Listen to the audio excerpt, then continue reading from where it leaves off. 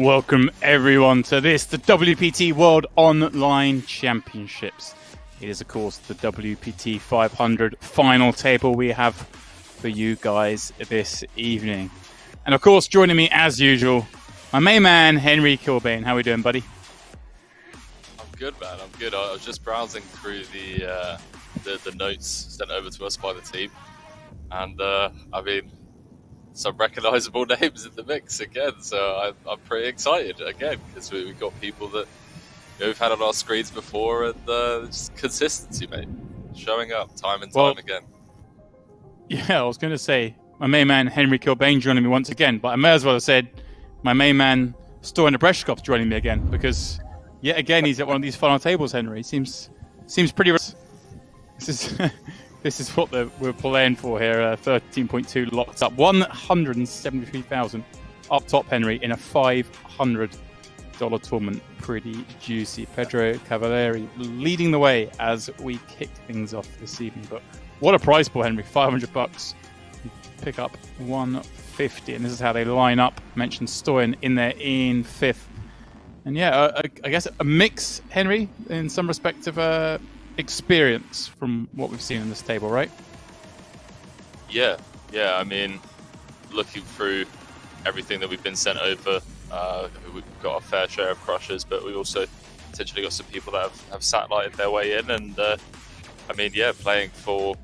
I mean, no one's going to shy away to $173,000 in a 500, and that's just the thing about these, large WPT World Online Championships is that they do get the turnouts, and you do end up playing for life-changing money in these $500 events. Yeah, you certainly do. And well, Henry, without any further ado, we're into the action. 9-handed final table, and just a little scout around for the seating positions. That's my favourite thing to do, Henry. Look around. Where's everyone sat? Well, Bernardo Soares, of course, plenty of chips, but two big stacks to his left. Pedro Cavalieri, the chip leader, maybe a slightly better seat, who knows? And these guys are already going at it. Yeah, tough seat draw at this end of the table. Ognyan Dimov, Thomas Hueber, and Bernardo Soares. I mean, obviously Bernardo covering both when he's on the button and in late position, but still going to have to proceed with caution in those battles, especially when you have short stacks on the other side of the table. Maximilian on 13 bigs, Stevan on 20. But yeah, just looking, we've got 3 Austrians, 2 Bulgarians, 2 Brazilians, and I believe the last player would be Silvio Costa from Portugal. So we got we have a German as well. Yeah. I do apologise, Max Lehmanski coming in and representing. There's always going to be a German in the mix. Come on, Henry. Always. These guys crush. Always. But yeah, this again, guys, just joining WPT 500. Of course, a 3-day event, multiple day ones, 2,000 plus entries, 2,200 and something, I believe. And these are the final 9. Everyone started with 500,000 chips, Henry. So they've dodged some mines to get here, shall we say? They've won some flips. They've hit some sets. Yeah, definitely. Probably. When you see some of the people that seem to filter their way through, work their way through these large fields, it does make you question, man, just how much work some of these players are putting in. Because it's easy, you look at this final table and say, yeah, flips have been won, sets have been made, big pots have, gone our way. But when it happens, well, at least in Obreshkov's case, it seems to happen every month that we have him on a big FT. You can imagine the amount of work that he's putting in. Oh, of course. It's taking nothing away from the results, but we just all know that you need that little bit of luck. We see the best players in the world going on bad runs, so yeah. It's nice to see him in here. And I was actually just looking through, like, Henry, some of the players who got close to this final table. I see Jamie O'Connor, popular UK player. Obviously, Daniel Dvoris was in the mix. I see Alex Kolonius close. Charlie Coombs, again, another player from the UK, reasonably well known. All falling just shy of this final table late last night. Yeah, Daniel Dvoris, another one of those that seems to. I mean, we've definitely seen him with plenty of money on our streams. Guy is an absolute crusher. How have you been, Demps? Yeah, it definitely is. All good, my man. All good. It's only been a little week, isn't it, since our last stream? But it's been good. Keep myself out of trouble. Counting down the days to Cyprus. That'd be the best way to describe what I've been doing. I mean, yeah. I was gonna just second that, but it's obviously pretty obvious that I've been saying it every time we go live that I'm also counting down the days for that one. And I'm hoping to meet some of the viewers. You know, I'm hoping to meet some of the fans that have been keeping us company for the last 2 years. There we go. I'm sure there'll be plenty out there, guys. If you haven't already done so, have a crack at getting in that one. Plenty of satellites going off, of course. $9,000 packages gets you a seat in the main, 10 nights in the hotel, which is basically, Henry, you get out there, you know, dust it off and just have a 10-day holiday. Doesn't sound too bad, does it? But you can you can qualify into the final for as little as a cent. And the beauty of these, Henry, these finals is, we discussed it before, there's no direct buy-in into the final, so it kind of dissuades some of the higher roller players perhaps from necessarily playing those satellites. So you just got a bit more of a chance, is the nice way of saying it, I think, in those satellites. As Dimov getting a bit frisky here, Henry. Into the gun and +1. Pedro. Like, go the Jays. Crazy stuff.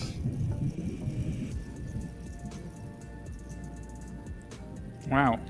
Go, wow, I actually missed that. I was looking at the hands, Henry, in play. The ace-10, the ace-5. I didn't see. I didn't actually see Jacks folded as well. Wow. Okay.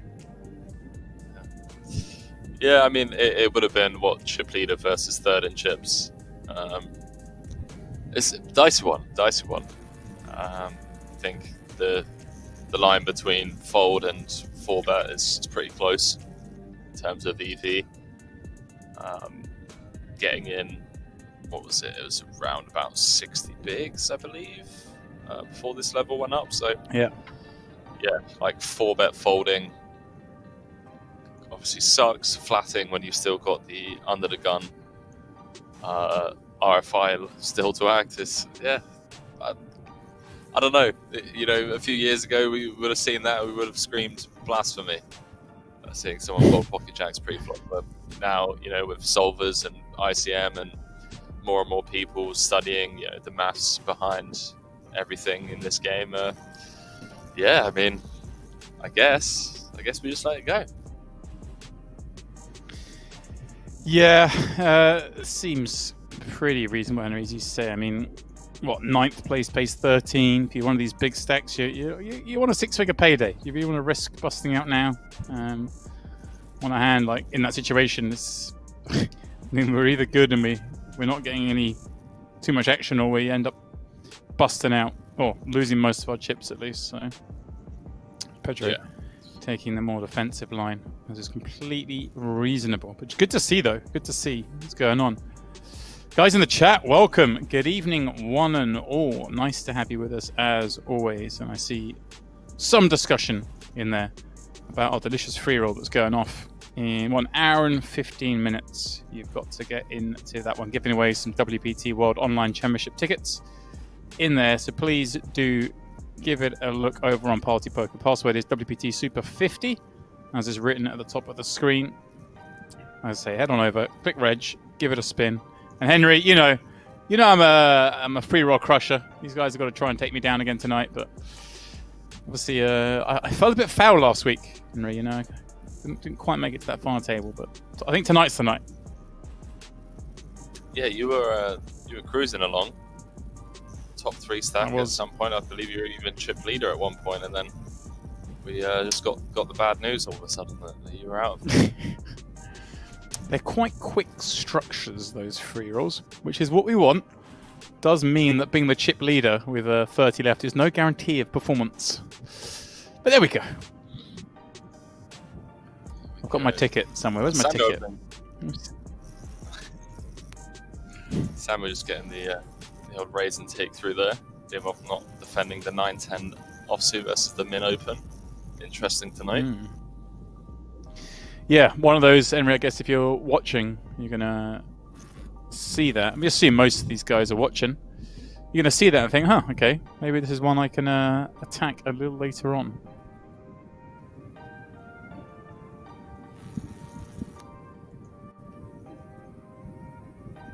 And yeah, Henry, worth noting, of course, this tournament, today, they played up to now with 16-minute levels.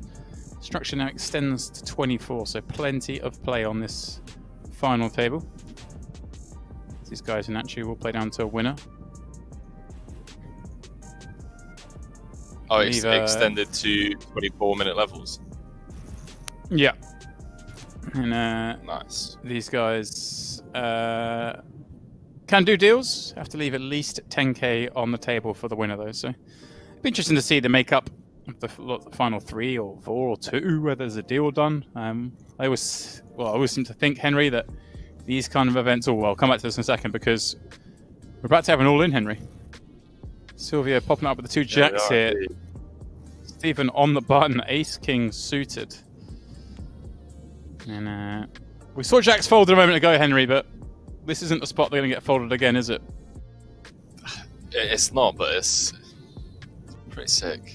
It's pretty sick because Steven's jamming range is going to be really tight. Really tight here. I mean, I think he's going to have 9s and 10s, which makes this somewhat easier call. Yeah. But hard, I guess, with Sam and especially Max, even shorter than Silvio, to kind of risk almost all the stack here. Yeah. Yeah, huge flip if Silvio does call it off. Just thinking about it. I mean, what is this? 17.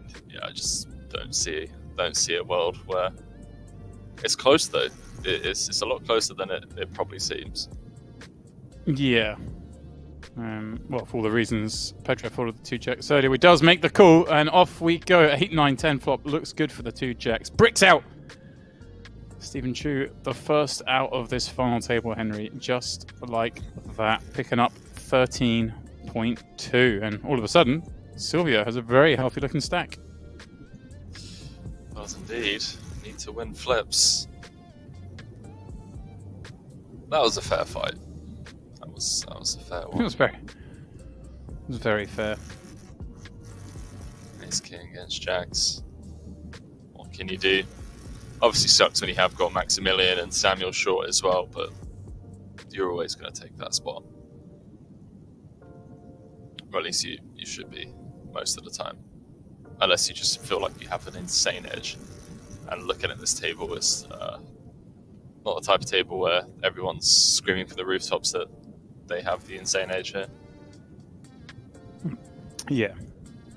Look at this. Silvio open up the next hand, Henry. Bernardo just drops it in on him straight away, says, no, you just doubled up. I know what you're up to. See if you want to start playing some big pots.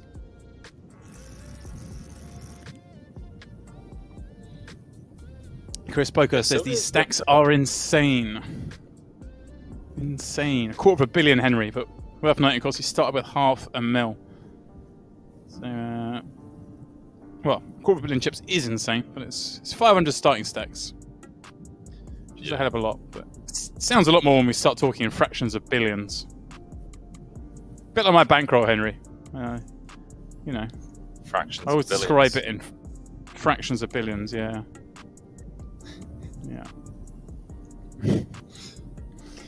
Don't know how many zeros after the decimal point I'll need, but it's a fair few. I think I need all of them. all of the zeros. We just keep sending zeros. All of the zeros to make up for it. Yeah, interesting. Well, I think we just knuckle this back, and well, we're gonna make some money here. Pair on pair, blind on blind. Usually means someone's getting paid. Actually, just check the story, and I guess, Henry, there are from a range point of view, does Sam just have considerably fewer ace-x given his stack size from the small, or is it still going to be pretty much limped? I mean, he is going to have some traps, right? Like, especially against someone like Obreshkov, who is going to be playing correctly from the big. He's going to be playing aggressively. So we are going to have some ace-x traps. I expect this one to go check on the turn. Maybe bet small to check river. Try and get some value from weaker 10x. See 8x as well.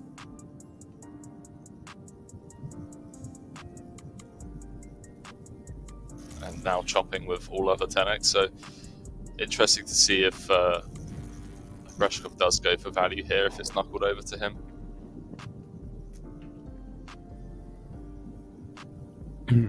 And Sam with a bit of a weird one as well, like blocking the 9-7, 9-6, Jack 9, Queen 9 type hands.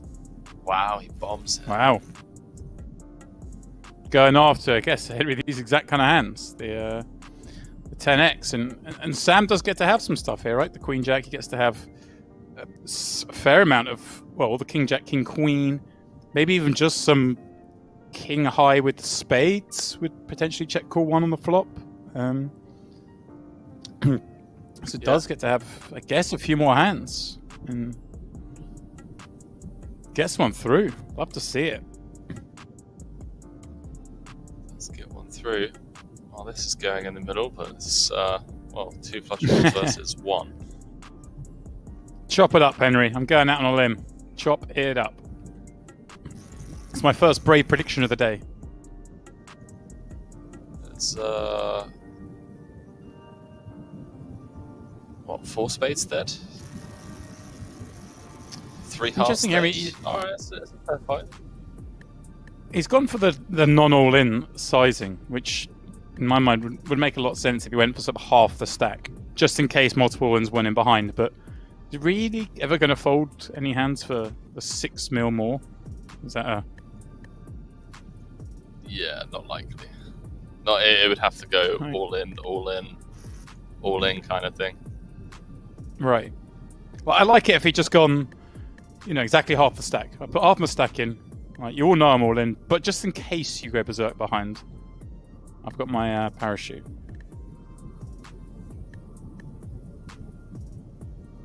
Yeah, it would literally have to go like 3 players all in behind or something. Even still. Yeah.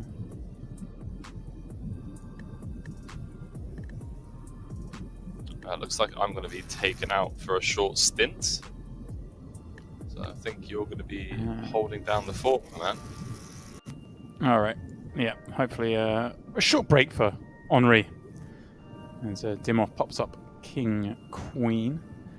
Pedro flicks in the call with Bernardo with 10-7. Let me see this, Ace 8-7. Pedro with the only spade in the hand will be at the deuce. Be optimistic to try and win this one. Does check through to him. All right, chat, come on. Tell me how we're all doing. What are we up to? What are we playing? Who's in what satellite? Who's chasing down what glory? Still so many events in this WPT World Online Championships. You guys have to be getting into the mix.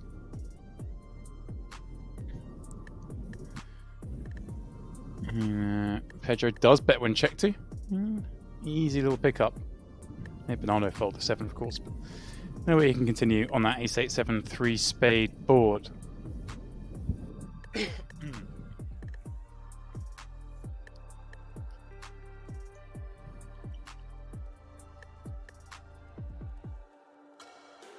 And is it Pedro? We'll pop up again here with King 7 suited from early-ish mid position.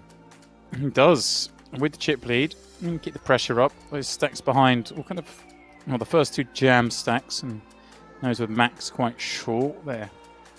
Have dissuaded from doing that. Silvio on the button, recently doubled up. He decides once he gets through that, kind of plain as sailing. Bernardo from the small, not really going to want to get too involved against Pedro from out of position, and Thomas in the big blind. And we saw Thomas, I believe it was Thomas earlier fold, as Henry pointed out, the 10-9 offsuit to a min raise. So maybe Pedro picking up on that and deciding potentially Thomas will fold too many hands in the big blind, or at least proceed to fold too many hands. And he's going to try and take advantage of that.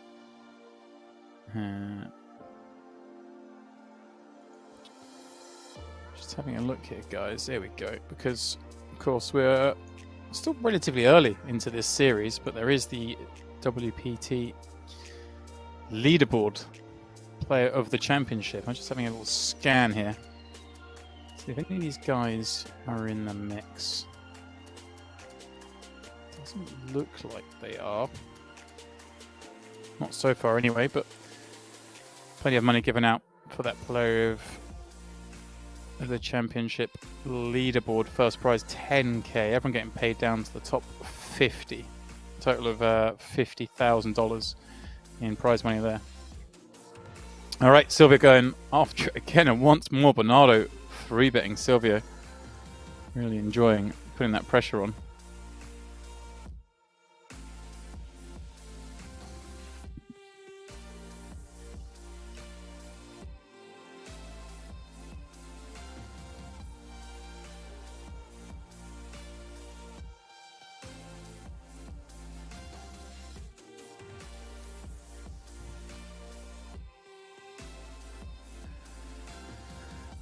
This time, Silvio with a suited ace may elect to continue here. But again, Maximilian sub 10 bigs. Stoyan and Sam with about 20. There's just a lot of incentive to not play hands. And that's exactly what he decides not to do. Fold the hand and get out of the way. This guy is vying down for a monster prize pool. $1 million and change for a $500 buy-in.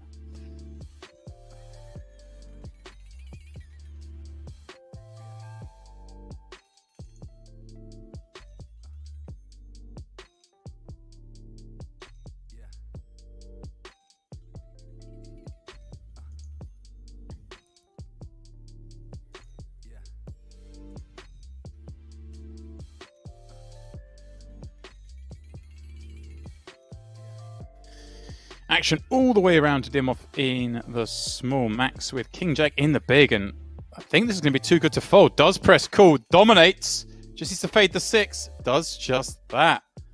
All right, here we go. Maximilian Lehmanski with the full double up. Comes off the basement floor, but hasn't quite yet reached ground level. See Max, Sam and Stoyan now all pretty equal, and that does change things considerably here. And what changes things as well is Sam getting dealt the boots, popping up under the gun. Unfortunate place to get them really with the stack size and the players involved. I mean, everyone knows this is a legitimate hand when you raise from this position off that stack. With these dynamics, would have been so much better getting this hand in the big blind or small blind, anywhere else from under the gun. But hey, it's never a bad time to get the aces. We'll take it. It takes down the blinds.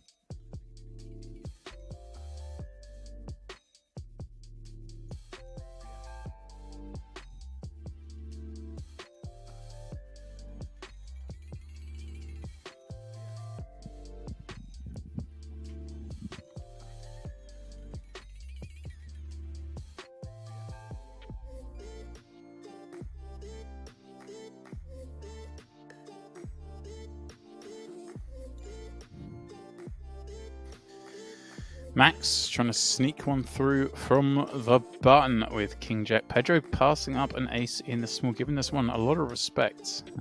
Chip lead may have seen Pedro try and do something given those ICM implications. And Sam with King Deuce off You know, we like to defend. Wow. All right.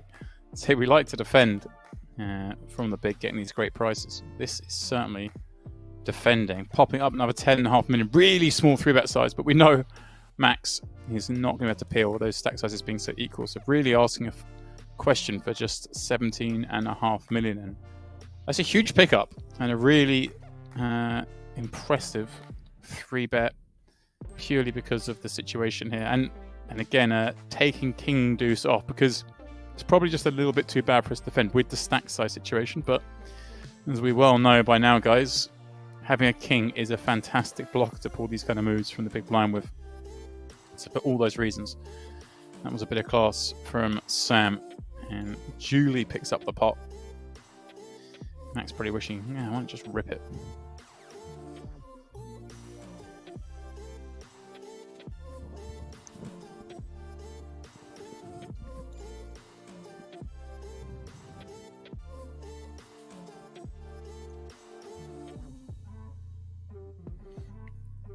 Guys, check out that link in the chat. You can go backstage at the Grand Prix de France in 2022. This is the most absurd thing I've seen us give away ever. 2 VIP hospitality tickets, $5,000 or your currency equivalent in cash for travel, accommodation, etc. And then you get the full hospitality treatment at Formula One. Now, I mean, I know plenty of people enjoy hospitality at certain sporting events, and I assume most of you have managed to enjoy such things. But if you're ever going to do it, only one event, Formula One, is the place to do it. That it just gets crazy. Formula One is the place for kind of high-end hospitality, as Dimov makes a high-end set on the turn.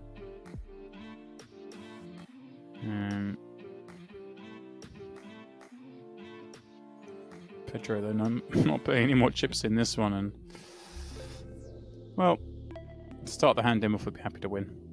Unfortunately, Pedro hasn't taken off at this one at any point, and Dimov now really has to bet. I mean, Pedro looks like checking down something. Yeah, goes big, gets to be pretty bluffy here. Has plenty of hands that have missed, and Pedro's range looks very weak. So, big bet makes sense. Say that big bet makes sense when you do actually get to have something, because we're not supposed to have too many hands here. Well, it's gone check, check, check, check. But yeah, guys, do check it out. That F1 giveaway is simply absurd.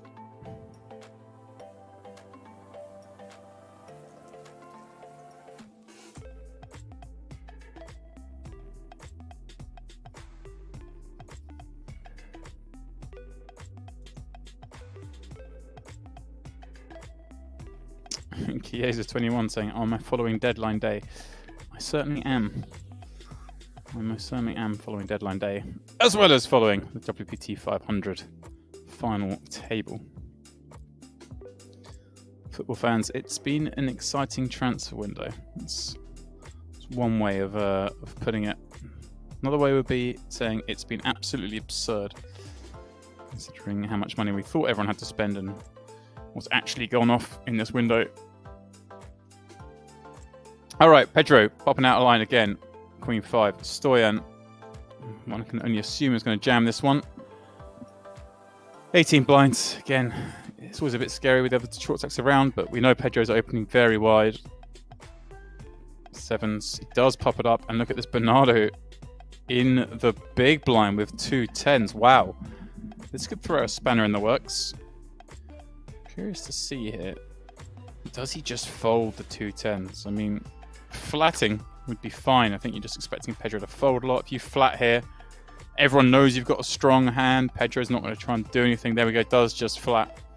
Pedro can now get out of the way, and now Stoyan, unfortunately, is going to a flop where he has less than half the pot back. But maybe, just maybe, that'll be his salvation. Or maybe not jamming pre is what's going to cost him. I mean, 3-bet small here. Again, like we said earlier, if there are multiple ins behind, maybe he can fold. Wow, he spikes a 7. If he just 3-bet ripped, would Bernardo perhaps have just folded? Probably not for 20 blinds, but maybe. As it is, he's got himself in a situation where he's been cold called, hating life, flops a set, Bernardo just rips it in, and it's going to be sick to see it. Stoyan Obreshkov begins the climb up the leaderboard. Get that 145 million. Bernardo dropping back below 200. This all works nicely for Pedro. Further extending that lead, and this works out quite nice as well, getting out 2 queens. Although I don't see him getting any action. Sam with ace-5 seat, but I think we'd be more than happy just to stay out the way.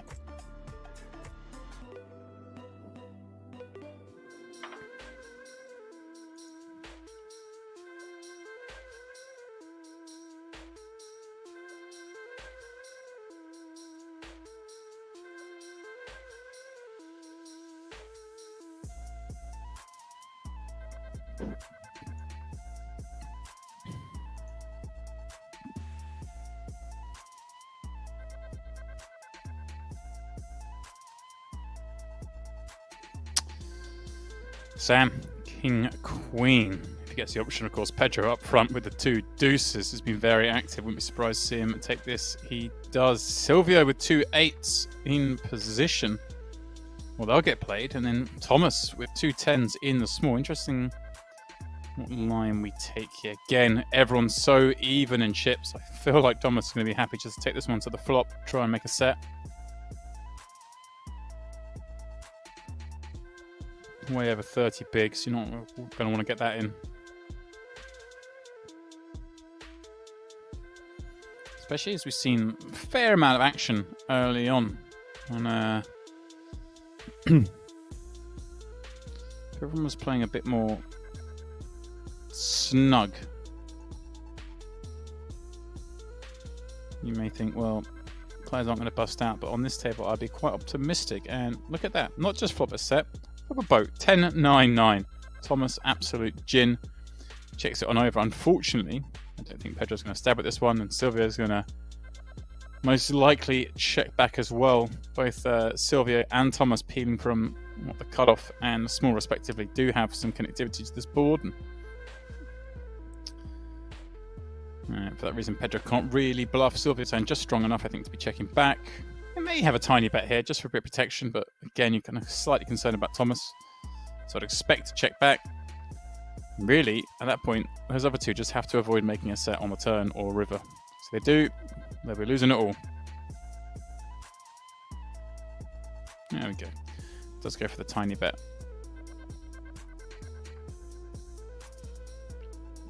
As I say, it's kind of... Silvio gets to have some stuff around a 10-9. Not a whole lot of 9x, but something like straight draws, etc. Maybe just trying to make Thomas fold out some small pocket pairs that maybe have overcalled from the small, those kind of hands. Maybe the suited ace, perhaps. Such a small price. Protect against some of those straight draws as well.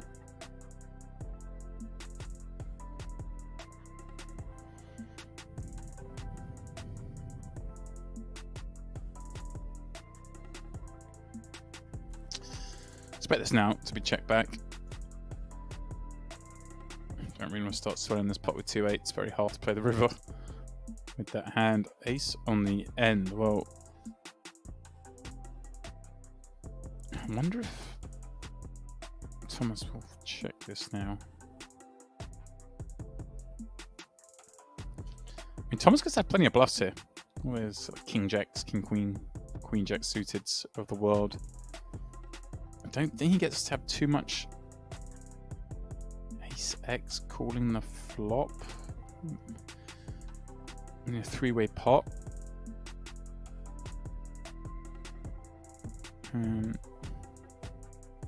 Not a whole lot of 9x either, especially if you're holding 2 8s. You know, you can get 8 9 suited, the 9 10 suited. Well, they're all kind of blocked.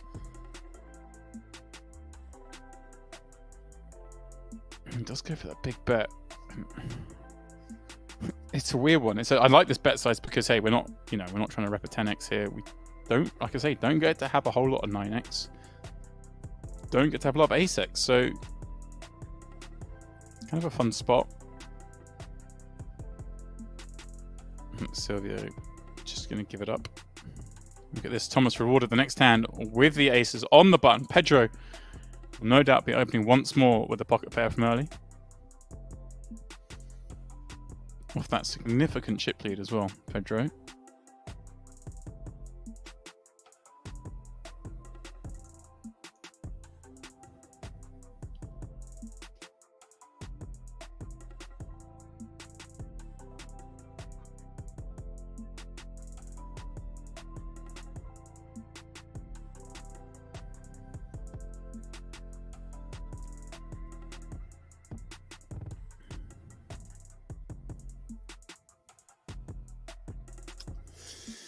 So, Pedro has opened up those 2 6s. Thomas just deciding on 3-bet size. Goes for 3x, just a smidge under.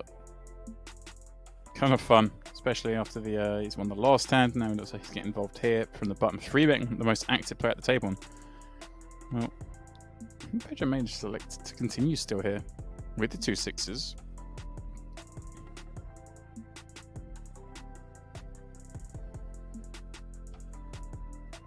Probably feels like he might be getting messed with here, given how active he's been. No, okay. He does just give it the respect. And 6 is very hard to play there, and especially to say he's kind of a very much pardon me, sorry. He's it's very hard for him to play against a tight range of those 2 6s haven't opened under the gun. Sometimes perhaps people start to overthink how active they've been, and we've seen Pedro get out of line with some hands like King 7 suited, opening up Queen 5 suited, but obviously still recognizing these guys probably aren't going to go after him. Speaking of after things, Bernardo popping up Ace King, Dimov on the button with Ace Queen, just flats. Blinds have crept to 2 million, 4 million.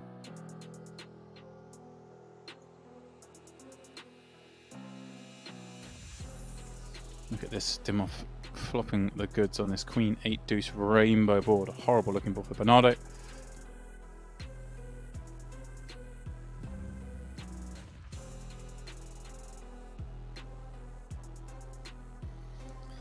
And Dimov decides to bet the flop for a little under a third. And I wonder, one run outs, if he's going to go for 2 or 3 here. Most cards on this board are brick. That's certainly one of them.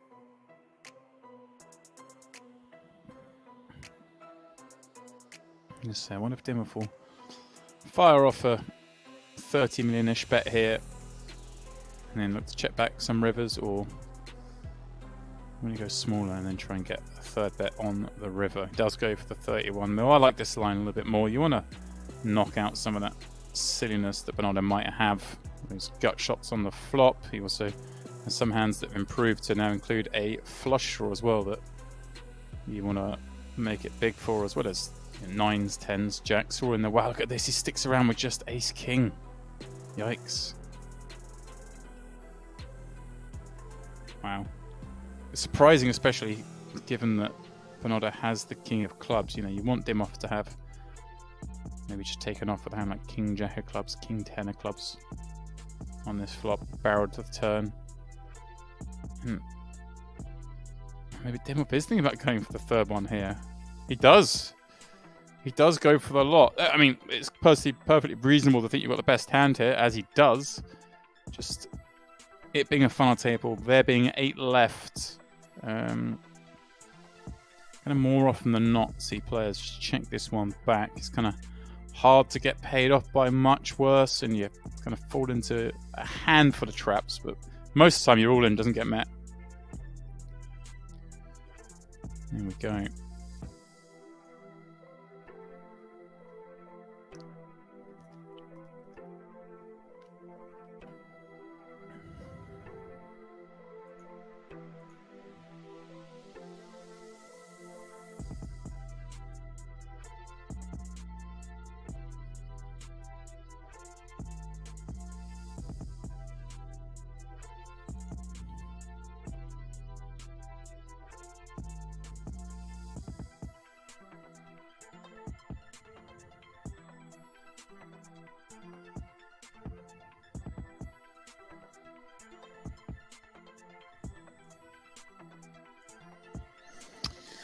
Pedro going for it from the small with 9 deuce off. All right, now we're playing. Now we're messing around.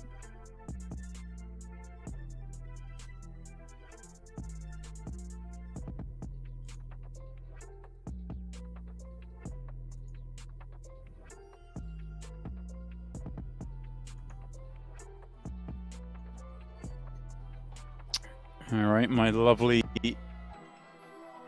viewers, we have one of those Sport Bluff questions heading up onto the screen any second. If you haven't already done so, please search the top right corner of your screen, find the little widget, click start now so we can start tracking your answers. And then just start answering the questions correctly, guys. Simple as that. Do that, you go into a draw, and if you're lucky enough to win the draw each hour, you'll get one of our $11 WPT Tournament Champions tickets that will be given out every single hour we are live throughout this entire WPT series.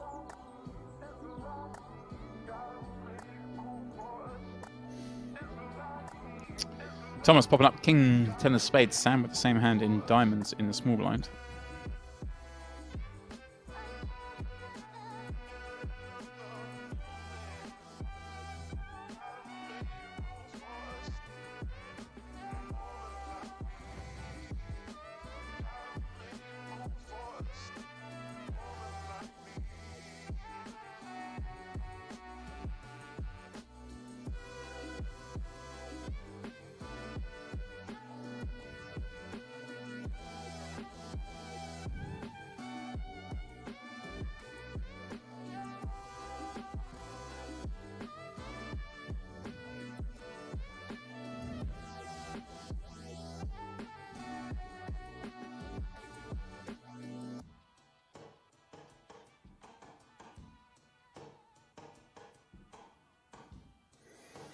Dimov popping up the 10-8 of diamonds, one with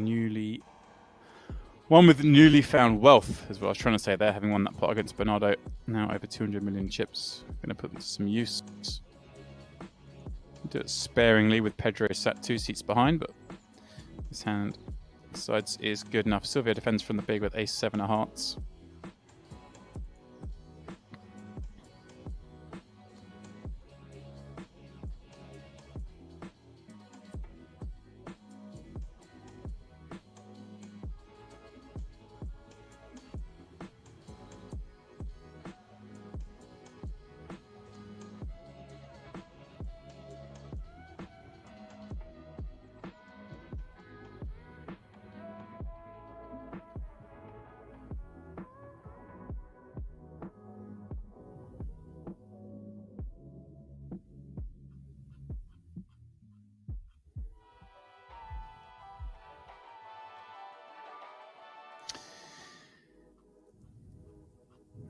Checking through the turn, as you would expect.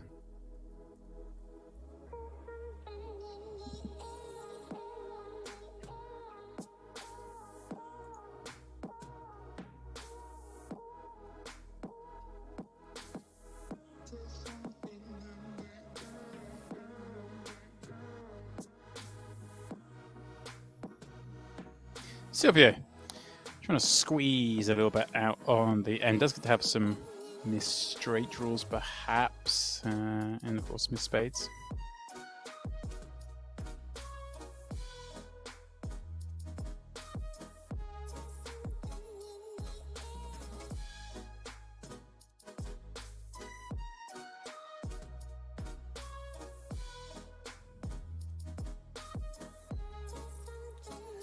Sam with 2 10s in the cutoff. What's 16 blinds here? Interesting. It's one of the 2 shorter stacks. Whether he'll just rip this, whether he'll raise to try and induce. He goes for half stack. And it looks like, I'm happy to say, Mr. Henry Kilbane is back in the house. All right, Henry, here we go. Not a whole lot Here we go. going down. But playing 2 mil, 4 mil here, and I don't know how much you got to see whilst you were offline there, but obviously Dimov picking up a lot of chips off Bernardo. It was off Bernardo, okay. Yeah, I was wondering where those chips had come from. That's right, Bernardo was on like 230 mil or something like that at some point. That's right, yeah. Doubled up Stoyan and then lost a decent pot to Dimov. So, best start for Bernardo. Taking care of the Bulgarians. Yeah. Man, pound for pound, Bulgaria are doing all right in these online tournaments, aren't they? They're doing all right.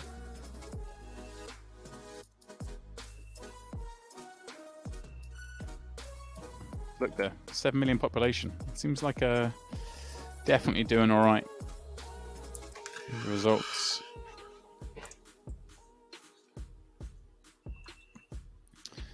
And here is one. Stoyan jacked in offsuit, not looking to get involved. Dimov in the big 2-7s.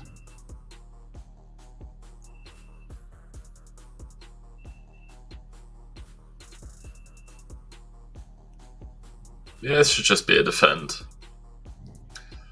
30 bigs. No need to increase variance, and yeah, you very rarely folding out better. Wow, he does just pile it in. Jesus. Takes a 30 big blind rejam spot.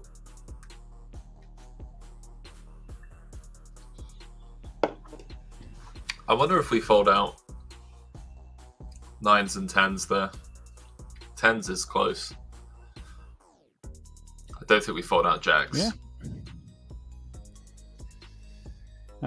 No, I wouldn't have thought so. Not cut off to blind, but who knows, Henry? Who knows? People sit there, look at the ICM, so many stanks even here, 2 shorter ones. You never quite know what people are willing to fold.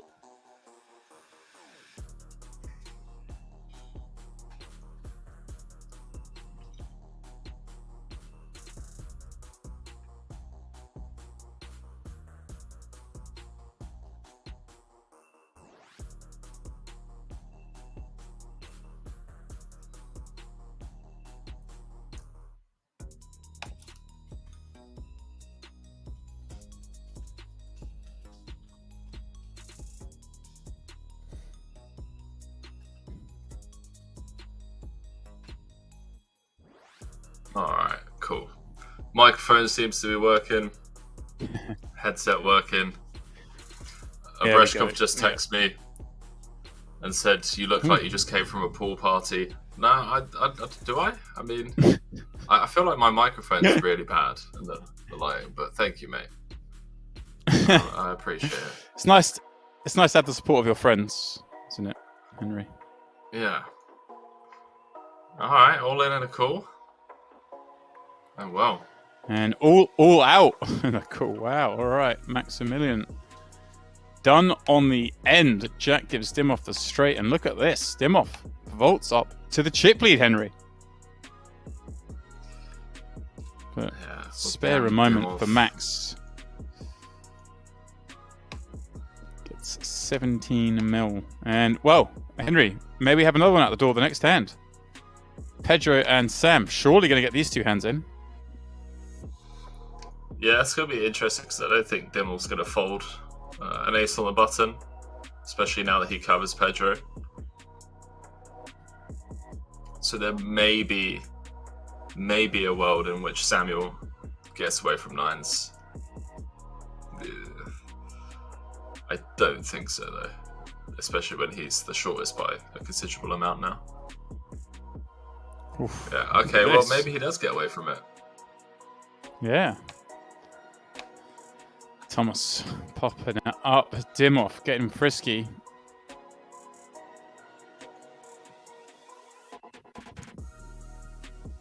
Yeah, Dimov just absolutely relentless in these spots. Have some of that. I mean, this has got to be a bit scary for Pedro, isn't it, Henry? You're like, all right, I'm second in chips. The only player who covers me has 3-bet the button, but let's just rifle in the ace-king suited and hope we don't get snapped. Yeah, I mean, You got kings or aces. You just tap the table, mate. You have to concede and bow out in 7th. I mean, Dimov's going to be somewhat wide there, but he's not going to be excessively 3-betting that spot. Hueber trying to get one through from the cutoff, potentially saving Samuel there as well. Yeah.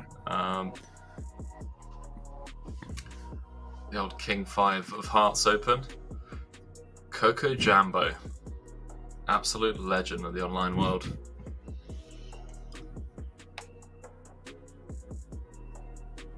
I mean, maybe Augie is one of the people that is going to be somewhat wide there. Like more aggro than other chip leaders. Right.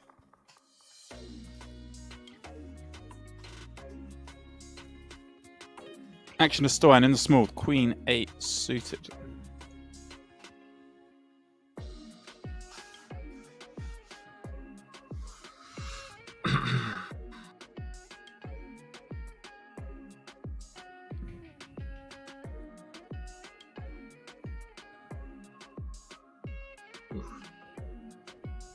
ICM. It's a myth, right? It's a myth. It's a myth, Henry. Wow. Saucy.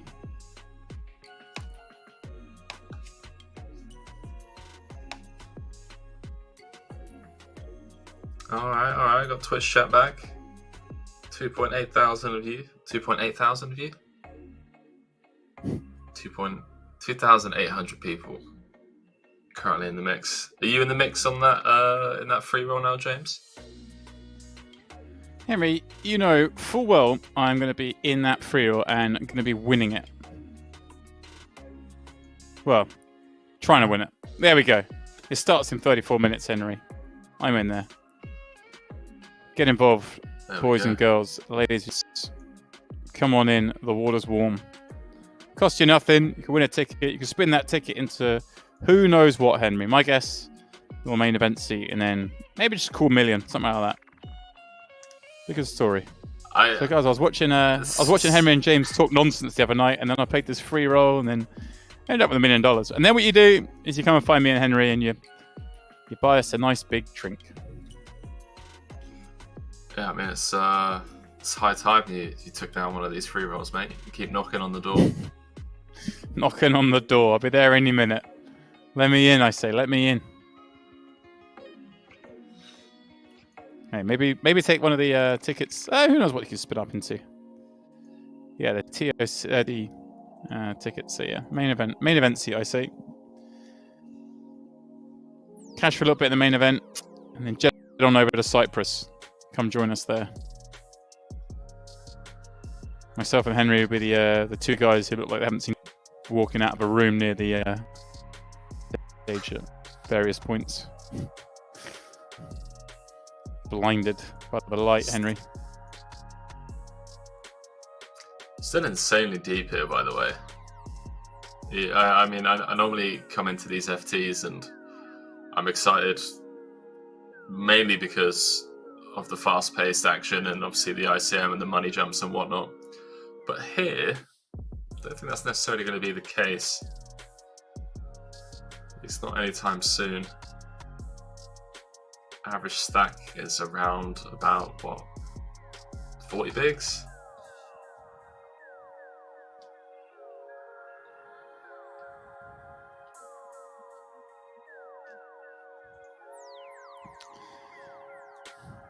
All right, Henry, I see, there we go, in the chat, Henry. Will Pedro still be leading at the break? First break's, what, about 30 minutes away? Is Pedro still going to be... Well, I was going to say there, they could have a little misstep here. Been gone after a couple of times, Henry Pedro. Opening up quite liberally, but has got away from them when they've come after him. And rightly so. Stoyan 9, Silvio 10s. They're both quite early, though.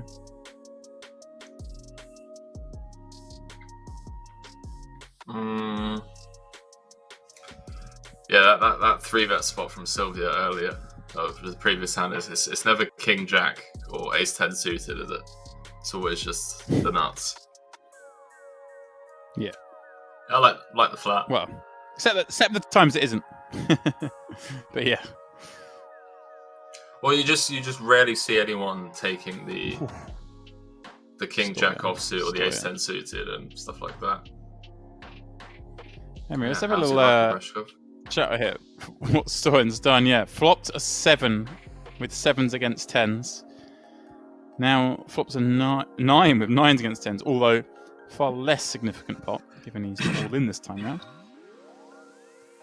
But they're all big pots at this stage, Henry. We are on the final table of the WPT 500. Low club on the turn would be a fun one. Any low card is fun enough, Henry.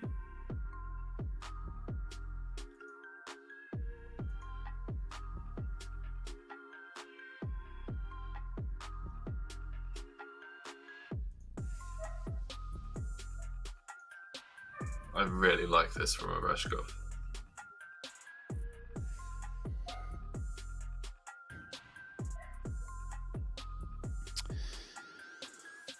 Stoyan's life is looking alright.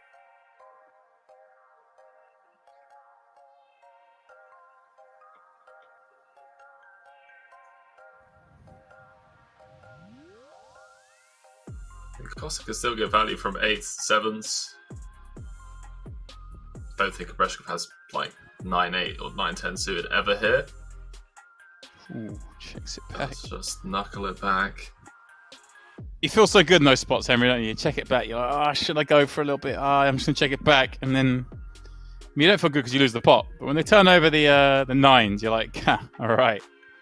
Faded one. Dodge the trap.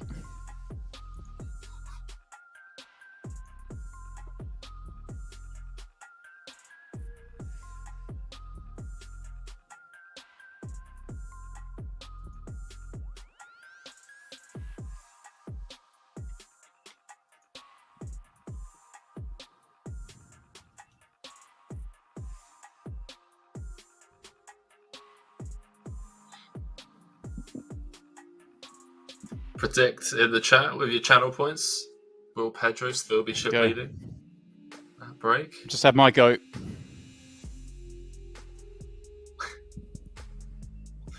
Yeah, I think I'm rebuilding my channel points at the moment after punting them off in a few spots. It's bad, isn't it, Henry, when you've reached the stage of your poker career that you're punting off channel points and trying to rebuild your channel points?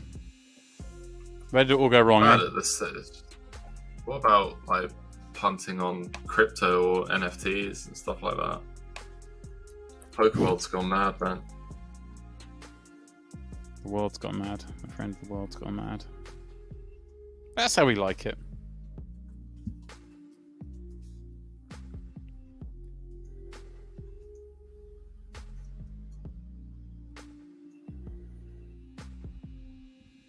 Pedro, King 5 on the button.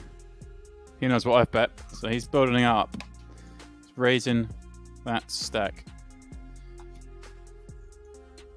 Guys, don't forget Sport Buff button, top right corner. Click it. Let's start tracking you.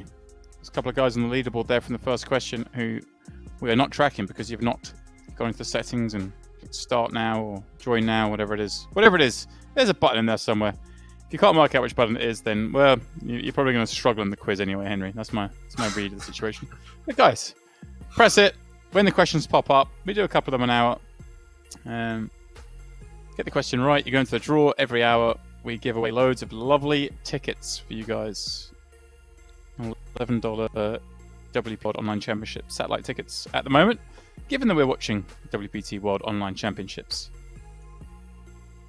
And we're still quite early into them, Henry. Plenty of stuff to still go on. Of course, we're covering this event tonight, but we're back as soon as Sunday, guys, for the Super High Roller Championship, and then Monday for the High Roller Championship. So back-to-back high roller action for you guys on this stream. And then next Tuesday, we have the WPT 500 knockout event. It's the regular. Next week will be the progressive knockout, which is always a little bit of fun, Henry. We always have some weird situations pop up in those ones. But they're quite good ones, Henry, because... Go on.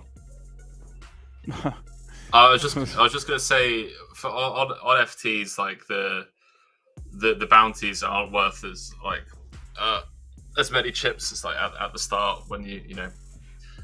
Long story short, the math isn't as exciting as it is at the start, so you don't see people getting as wild as you seem to in like the first stages of these like PKOs. I missed this blind versus blind action. I know it's somewhat insignificant as I went check, but I feel like this is the first time blind versus blind that there's been more money put in pre.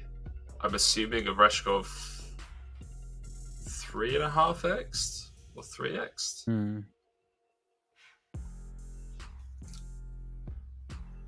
And when Silvio checks flop, checks turn, then he always has showdown, right?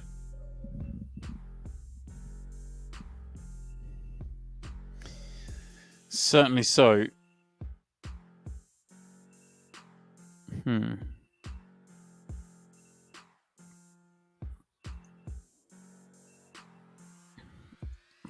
Yeah, I was just thinking, Henry. You know, those knockout events is always easy because if something crazy happens, you're just like, must have had a big bounty. You know, it's commentators get a cop out when you're doing bounty events. All right, here comes Sam. Ace King. 14 blinds. There we go. Yeah, I mean, we do want to have a raise folding range off this stack depth, so okay. I wouldn't mind inducing here actually with Ace King or 14. I wonder if I guess we're meant to have Ace suited and then Ace King. Oh, we just jam. But I feel like we induce weaker jams, right? When we min open, like we're gonna get jammed on by Ace Jack, Ace 10, King Queen, sometimes King Jack. Yeah, and especially I'd imagine, Henry, like Silvio's one of the more likely as well. And as a short stack, I guess you're happy to double up wherever. But if you take it off another short stack, all the better. Stoyan, 2 9s once more. On a run. Bradley in the chat. Good evening, my man. Welcome back. Higgins, the same. Shifty, Chiesa, shouting you all out. Seen you in here. How are we all doing?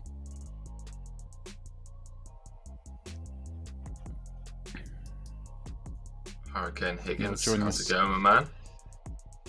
Yeah. Jumping in for this WPT 500. Stoyan, 2 9s with a heart on this Ace Queen 6 flop, Henry. Thomas with a 6. Not about this defend. This defend seems pretty out of line.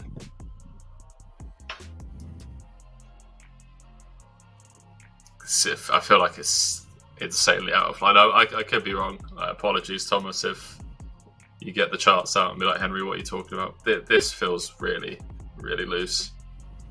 Especially when we take ICM into consideration. You're 4th of 7. Just defending 6 deuce suited versus a very competent player that has us covered seems a bit dicey. Diamonds are going to be dominated. Wow. All right, Henry. All right, here we go. Let's get feisty.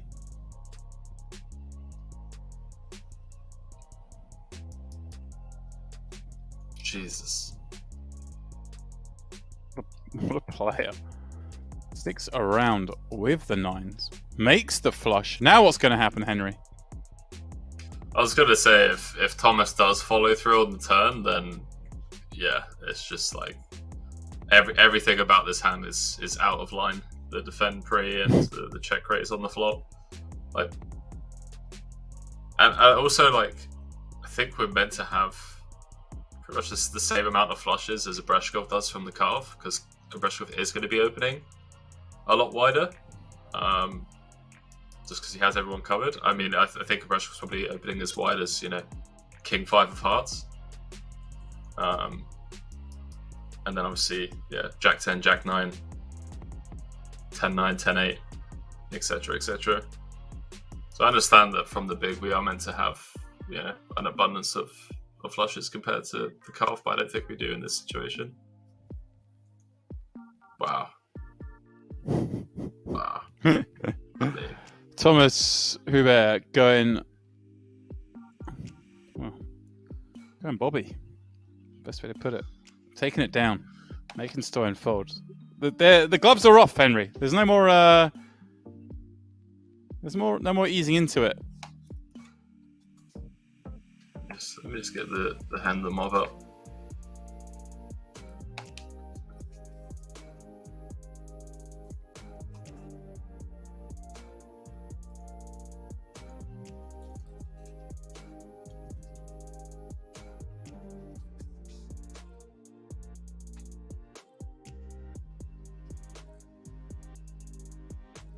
It's from Austria, so just absurd, yeah. I mean, they are a lot of the button clickers do live in Austria.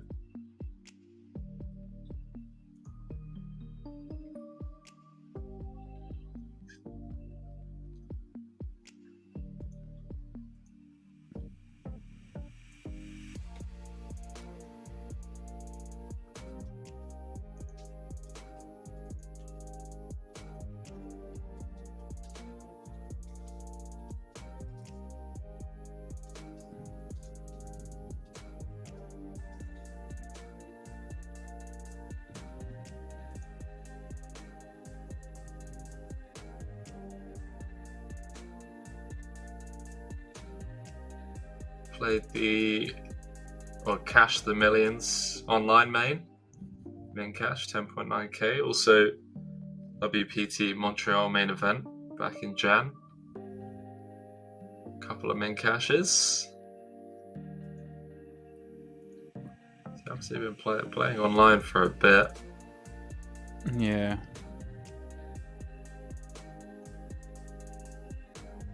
Saw a good run at EPT Barca back in the day. I say back in the day. It was in the in the recent past in my eyes, Henry. But for you, it was probably back in the day, 2014. Yeah. Who? Oh wow! I was just opening up the lobby for that one. Some names in there: Dominic Panker. I'm trying to think who won that one. Hussein Ensign. Daniel Dvoris.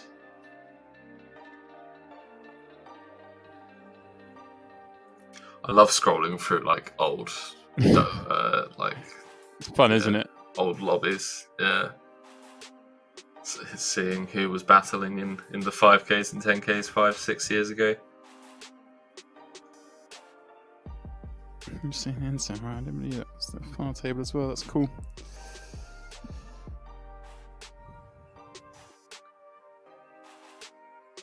Fantastic stuff. 2014. Who won that? Oh yeah, I see they've it's the old mystery removed player, is it, Henry? Yeah, that old chestnut.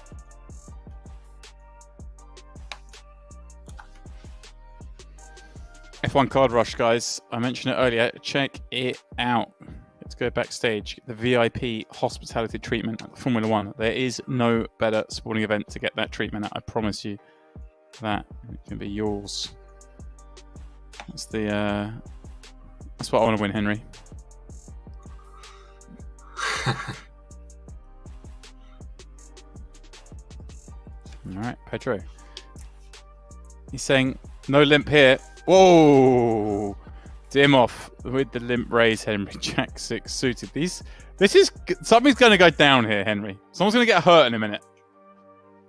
I mean, it's cocker jumbo, man. Come on, fantastic stuff. Love to see it. It's going to be tears. Mum always said, me and my brother play fighting. It's going to end in tears. This is going to be some blood. Hey, Coco Jumbo.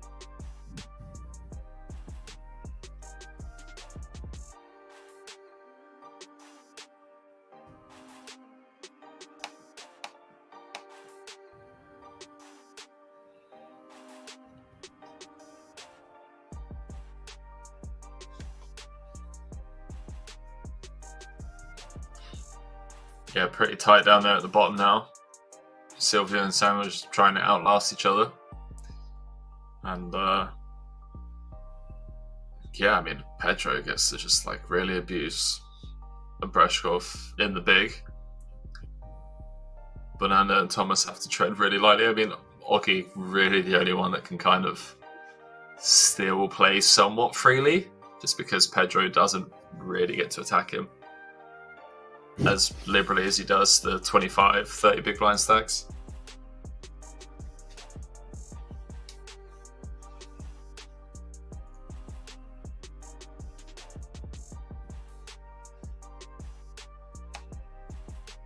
Sport question, guys, coming up any second. There it is.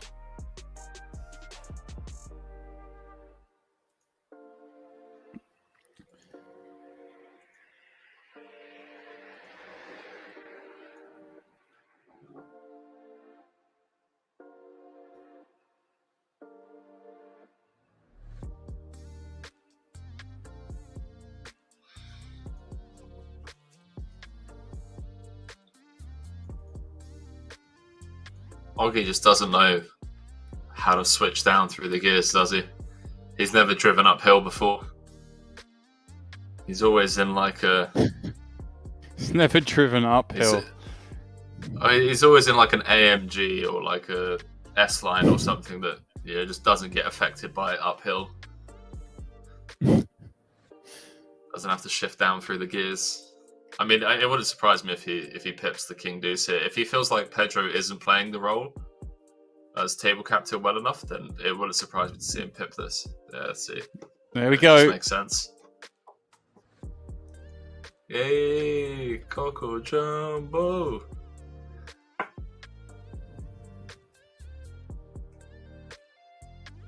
I mean, it's brilliant because, a lot of people have known this for years, that you just get to min open, an insane amount of hands as one of the chip leaders, and you just print money.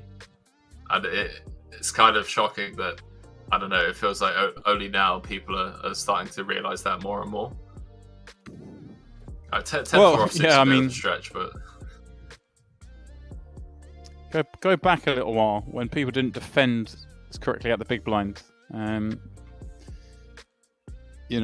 in my area, Henry, everyone was opening. Like if you're chip lead, you just press open most hands. It was ridiculous. Yeah. I mean, Moorman was the most relentless at it. You just open anything from anywhere. You're the chip leader.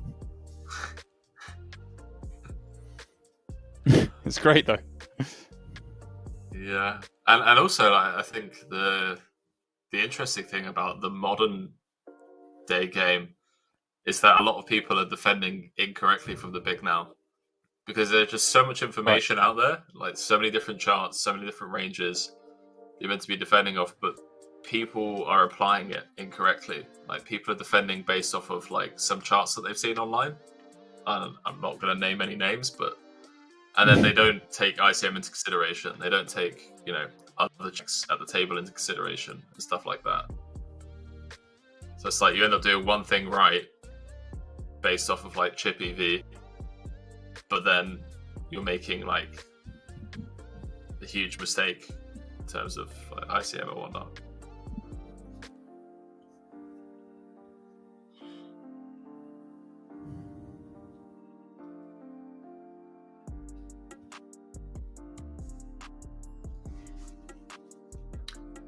All the options available for Dimov.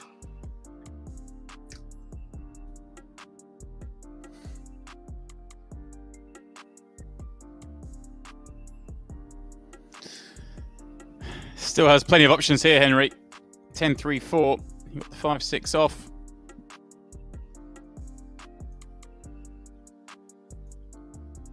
plenty of ways to win the pot from here. Hueber's an interesting character.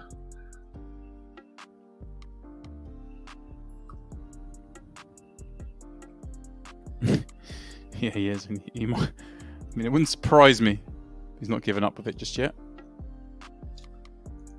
Just keep asking me. How are they going to call? You can't. If he barreled this turn, I'd be devastated. It's nice to have, one over. Oh wow! Wow. I mean, Wow. Hueber, Now, Hueber, Henry. Yeah. Yeah, Hueber could get in trouble here. Like B125.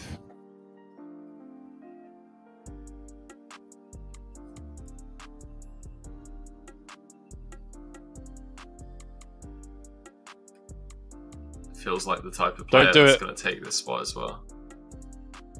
Don't do it, Tommy. Oh. He waves the flag, Henry. Or does he? Is this a check raise? Depends what sizing Oggy goes for. If he gets like 1/3, like trying to get called by like, I don't know, a 3, 4. And goes 2/3. I don't think versus this sizing Hueber can really come over the top. Although saw him check raise the 6 deuce earlier on. Yeah. Oggy over 300 mil joining Pedro in that club. They've got 600 of the 1.1 billion in play. Over half the chips residing in those 2 seats. And Henry, I still wouldn't be surprised if they got it in from what I've seen already. What, Pedro and Oggy? Well, just the limp raise. There's been a couple of naughty little 3 bets. Pedro's been opening loads. I don't know.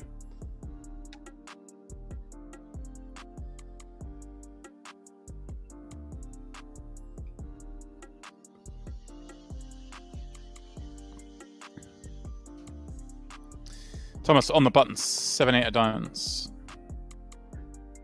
I guess what I mean to say, Henry, is if I'm one of the short stacks here, Sam, Bernardo, Silvio, I'm cautiously optimistic that there could be carnage between these bigger stacks because Thomas as well, playing pretty hard. So that's 6 deuce. We know Stoyan's not afraid to get in the mix. Yeah, I mean, I hear what you're saying. I don't think, although they are on the more aggressive side, I don't think they're going to be making like 40 big blind blunders though. No, it's going to be more like between like 10, 15 big blinds. Oh well, this. Oh, Pedro repping from the small. Sam gets to press call. The shortest stack with ace 10 suited. The second shortest stack, I should say. Flops. Turns bigger, rivers even bigger up for Sam. Pedro dropping to 260. Oggy now the largest stack by virtue of that double up. Oggy going to be in the mix here as well.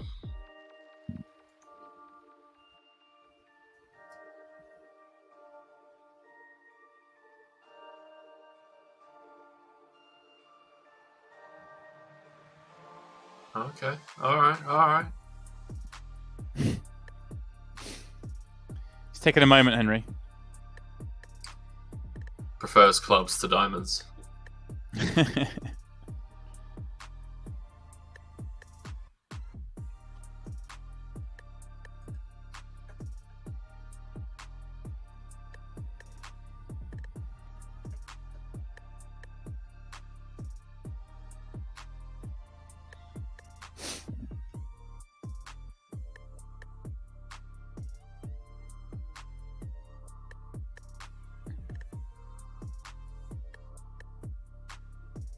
Coming into that first break, lost 2 players so far. Everyone guaranteed 21,000 and change for their efforts.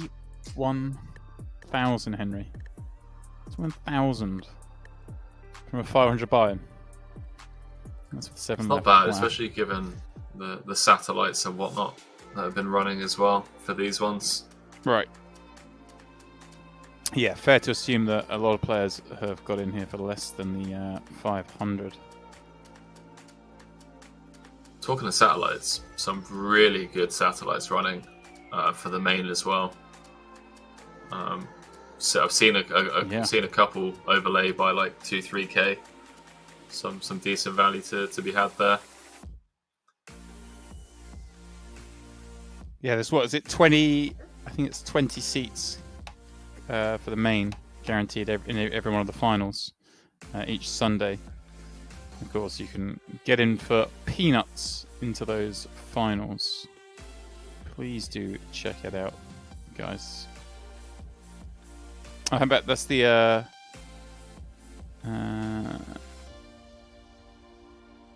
day 1A set. That's the 20. Sorry, no, because I'm reading this one. Sorry, Henry. 50 seats. Pardon me. There we go. 50 seats.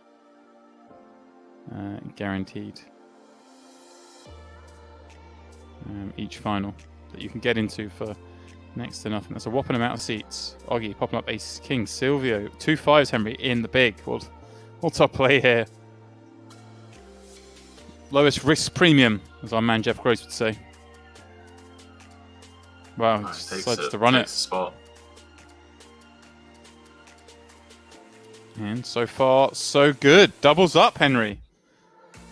Yeah, and Pedro retains the lead. Flips. Yeah, and like Pedro's got. For those of us who bet Pedro in the predictor, we're just ahead.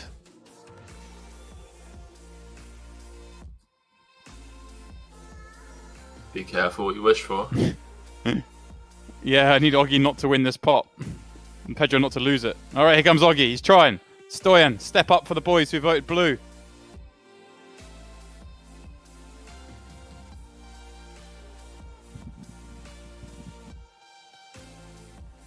Yeah, I mean, having 3-bet folds makes sense.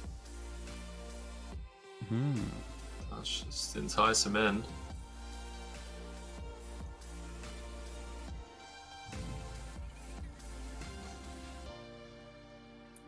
Yep, goes for the flat. Bernardo heavily dominated. Yeah, double Absolutely dominated. Crushed. Yeah, well, not there just yet, Henry. Bernardo, just need a little jack out of this one. Stoyan flopping top pair. Oggy with second pair.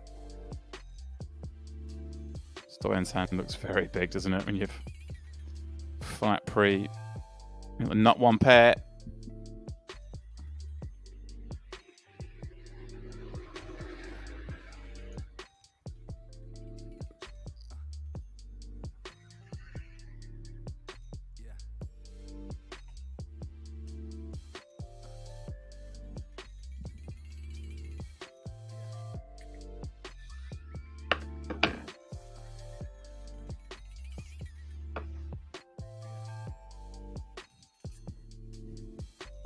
Coming back to 3-6, right?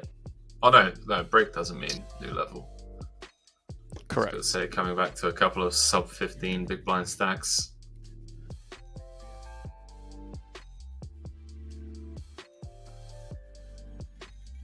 Stoyan going again, 40 mil.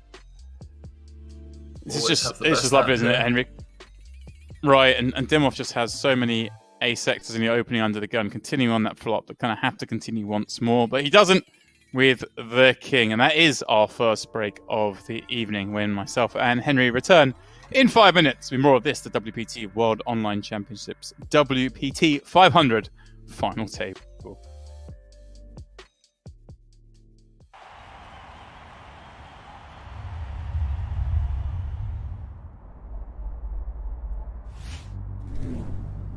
Neil, as we said, where we were talking about yesterday, they might have had his head a little bit down at the end of the night last night because he, I think he finished on a low for the last 3 hours as far as the chips were concerned. He dropped about 200k at one point. He didn't seem to win a pot. Do we have a list of what people are in for on makeup at this table? I mean, that should always have to be declared. We did try and find out, who was in the cheapest for this. Apparently, Jacob won his golden chip in Punta Cana. There was a big tournament, party poker tournament there a couple of months ago. So Jacob is the fun runner here in the field. He's the equivalent of the guy dressed as the giant banana in the London Marathon. Okay. Chidwick's in a spot where he's looking for fold out. He's just going to. Does he have enough chips to do this? Yeah, he started with what, 23 blinds today? Is that right? And it's a trouble flop. Yeah. For Chidwick. Let's see. And if you go to play the 8-6, this is one of the flops. Yeah, absolutely. Yeah. I met his lovely parents outside. They've made a 2.5-hour journey. This is their first time seeing him play live on a final table, and unfortunately they gave him the superior bach of when he went in saying, see you in a couple hours, don't make it too quick, which is charming. They'll learn they'll learn as experienced sweaters that you never bach a man like well, that. it didn't stop him defending the big blind with his hand, and you've got to say he's hit his flop. So to me, shoving is one of absolutely. the plays here. He's given himself a chance to get away from it on the turn. It looks like, is he? Yes. He won't be baby getting away down. from it now. Well, Stephen will be, like, he's a short stack coming in here, but I'd say there's a level that he's thinking of, that he's planning to get to where he'd be back in as favourite to win the tournament. He's certainly the most experienced of the big paydays. He's got a great chance of a double up now. And he was always the one who was most likely to play the short stack well at this table. He was never going to panic, but this is a great opportunity for him to get right back in amongst it. I'd like to know if he was prepared to fold on the turn. I'm guessing Yeah. he was prepared to fold on the turn to a shove. If anybody was going to, filled up.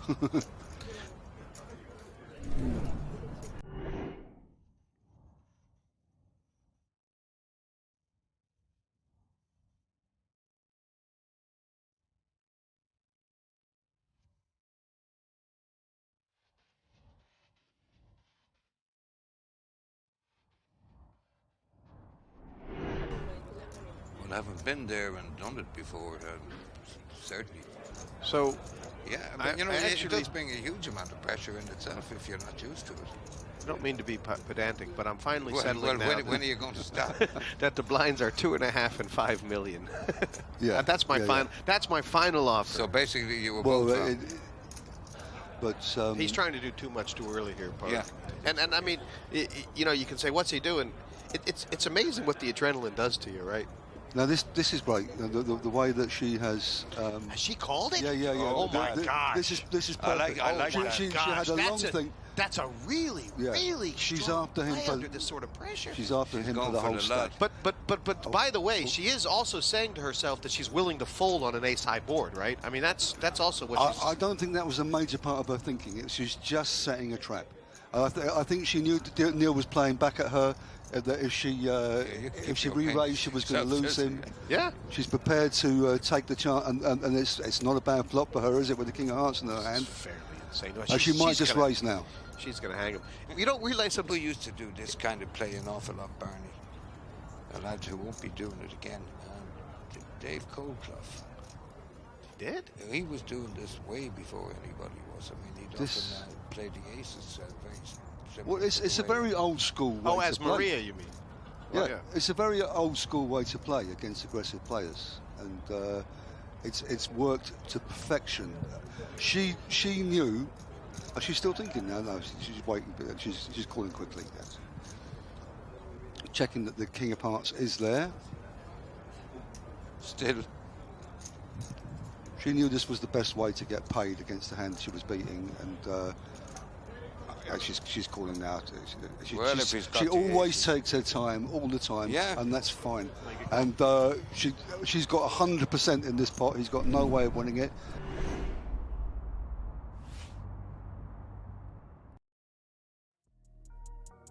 Welcome back, one and all, to this, the WPT World Online Championships WPT 500 final table. Henry, that one just rolls off the tongue as smooth as anything. But yeah, exciting start, has it not? We've had a good one so far. We have, mate. We have indeed. And I a couple more levels until it gets like really dicey. I think we're going to just see the same pace of play that we've until now. But yeah, a couple more blind increases and things should get really interesting. Whoa. Things might be about to get really interesting, Henry. Oh boy. I mean, we're joking. But these two are not afraid. And Pedro 3-betting Oggy, and Oggy actually having a hand, and what we're playing 50 bigs deep, effective. This could get messy. I'm sure Oggy has been either watching the stream or at least been getting feedback from peers on how Pedro's been playing. Pedro hasn't really been... Whoa! Sick spot. Wow. He rifles it in, Henry. He rifles it in. Pedro gets the press. Cool, we're going to have a $500 million chip pot. Pedro holds. Oggy bricking out and is left with, 20 million chips, Henry, from one of 7 4 big blinds. Wow. Yeah. Who was it that was saying earlier on? It was you, wasn't it? Saying that sort of stacks may be just waiting this out to see if any of these large stacks collide. Yeah, and I mean, this one was obviously a little bit of a setup. I mean, kind of what I was saying. I guess that you're more likely to rifle the jacks in there as Oggy against Pedro than anyone else, but we can call that one a setup. I mean, 2 kings against 2 jacks, 2 aggressive players with big stacks, and yeah, those short stacks, loving to see it. We got a guy down to 4 blinds. Yeah, pretty sick stuff. Oh, you're going to get one through here. Almost going to double up. Well, not quite, but... Yeah. Up to 6 50% of the stack. Getting one through, yeah. Now we have that fun moment, don't we, where... Like Thomas here wants to open, does open with this ace-10 suited, but just knows Pedro can kind of take the piss a little bit, perhaps, with Oggy on 6 blinds, coming up to the blinds. Yeah, it's definitely one way. It's one way of playing it. Could take the piss. I mean, King 9, not the worst hand to take upstairs. Right. Potentially going to fold out a few pips better. Yeah, going to fold out some King Jack suited, some King Queens as well. There we go. Is going to take the piss, Henry. 3-betting King 9 over Thomas's open. Thomas sitting there going, why didn't they just deal me ace-10 offsuit? I would have just folded. Why'd they have to give me ace-10 suited? Like any other 10, this was in the muck. Why am I in this spot?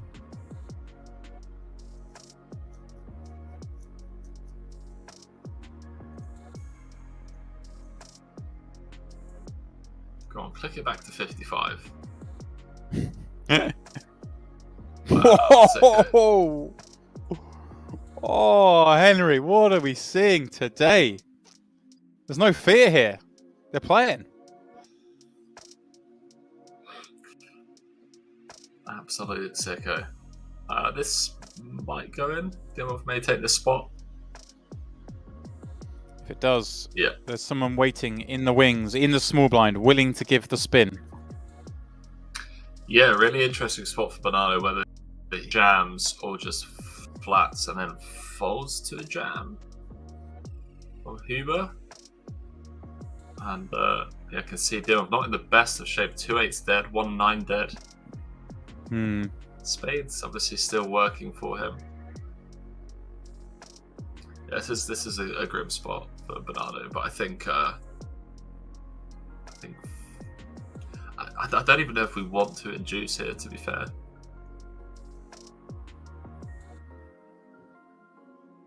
But yeah, it would obviously be a disaster to jam, and then Hueber wakes up with the hand, so I guess flatting. Right. But then it's also sick if like we flat and then okay, that makes sense. Little click. Little min click. Wow, GL boys could be down to 6. We are indeed down to 6. Little rare hope in there, Henry, and wow, Oggy out in 7th, 21k, but one of 7th to 7th, Henry. That's always going to sting a little. Yeah. I feel like he kind of, took the reins as table captain and played it really well when Pedro wasn't. Didn't have his foot down on the gas. Oggy kind of just took that role and unfortunately ran into a setup for 50 effective. Yeah, it was pretty grim. And that's how it happens sometimes. 21k. I was looking at 6 figures. But 21 from 500 is not too shabby. Another really interesting spot. I'm not familiar with these spots at all, so feel free in the chat to correct me if I'm wrong. Again, Ace Queen off 16 feels like we could potentially induce here. We are meant to have some raise folds off 16, especially from the cutoff. So like just opening to 10 mil and getting someone to pile King Queen, Ace Jack, Ace 10, like even Ace 9, Ace 8 suited. Some hands that we just have crushed. Whereas obviously this just folds all of those hands out. Ace Jack, Ace 10. Pedro with a weird, I mean, preserve the stack. Yeah, I mean, Costa would have been, I guess, playing a flop, or would Pedro potentially just ripped the 7s over the open off 16? Would they now be playing a flip? Yeah, we don't flat there. I think it gets really interesting with 8s, and then 9s is just going in probably. 8s is like a lot closer than 7s, right? Which sounds weird because they're only 1 pip apart, but got to draw the line somewhere. Yeah, it's a game of. It's a great way of putting it. It is a game of fine lines and fine margins. Yeah. And the best in the world are the ones that are the best at walking that very thin line. Yeah, that's true. It's true. It sounds easy to know. Well, 7s or 8s, one thing different, but the difference is it lies somewhere in the middle, and you need to know where that line is to be the best. Pedro, suited king on the button, certainly good enough for him to pop up. Didn't need much to be popping it up now, Henry, with that 400+ million stack. Yeah, and doesn't even need to go bigger than this either.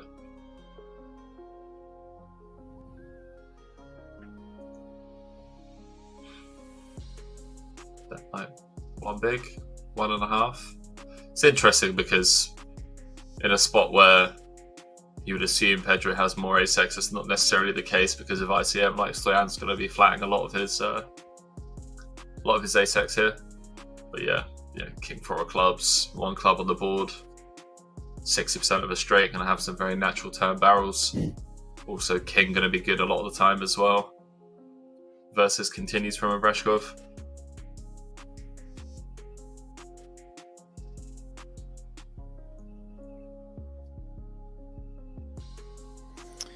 And finds the butchers, Henry. Sam with 18, Jack 10 suit on the button. I'm a little bit scared. Does go for the regen spot. Completely reasonable, Henry. Yet again, someone's taken a reasonable spot against Pedro and walked into the butchers. Can Sam get some help? The spade's alive, Henry. I'm looking around. Here they come. Any queen? Jeez. Not to be. Wow. Henry, some sweats. Yeah, I mean, everyone's playing for second now. This is this is really fun. It's really fun from like Pedro Cavalieri show. Yeah. Obviously from an entertainment point of view, but also just from like studying ICM point of view. It's going to be really interesting to observe Obreshkov and Hueber. They seem to be the more experienced players, I believe, out of the remaining 5. Yeah. Not to take anything away from Bernardo, though. Apologies, Bernardo. Bernardo has quite the resume. Yeah. Yeah, Bernardo certainly does. But wow, Pedro with a monstrous lead. And yeah, shout out to Sam busting out in 6th, picking up 27.6k. Means everyone is now guaranteed $36,000. And this one is moving along at quite a pace. Down to our final 5 already.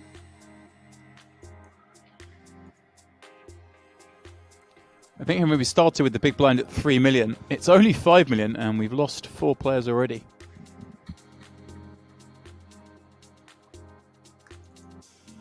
Yeah, I mean, not necessarily to be expected, but when you do have, the final table that we came into today, where you have very experienced players and players that aren't going to be afraid to take spots, compared to, let's say, a satellite qualifier who's, not necessarily money scared, but going to be playing more conservatively. You just see these pros take the spots. They take the spots that they think are profitable, and that can lead to this Pedro Cavalieri situation where we just have half the chips in play with 5 left.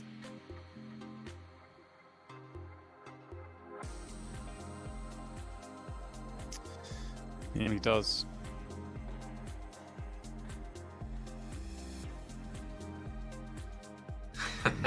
Certainly does. Guys, sport buff question. It's in there. Get it right. You've already clicked start now. I don't have to tell you to do that again. I know you've all got that right. I see someone on top of the leaderboard has not clicked the button so we can track their answers yet. So you're doing great with the answers, but you're not necessarily going to win anything. Speaking of which, Henry, of course, I do have the winners of the first giveaways. And as this hand draws to a close. Yeah, they are Panini Tango 4444, Samuel Tyne, McGarry, and 1995. You 5 have all won those tickets. Names going in the chat now. That was from last hour. This new hour is getting ready to go.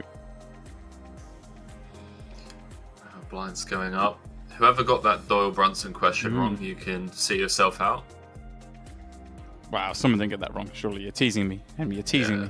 27% of voters got that wrong. Come on, guys. Show some respect to the man. Saying, hi guys, the Gambling Cabin got a new title today. 2K. Oh, no, very nice. Sometimes saying he clips the 1 minute rise in 20 seconds. Alright. Yeah, that was a lot of fun last week for those that weren't with us in the PLO Championship in the WPT. We had some fun with those crazy Swedes, Henry. Yeah, the Swedish Armada showing up in force. It's real there, boy. Sonnet taking it down like it was 2005, I don't mean that in any disrespect to Ben Sonnet, because he wins many more years than 2005, but it could have been 2005 because Ben Sonnet was winning all the money, and that's how long he's been doing it for.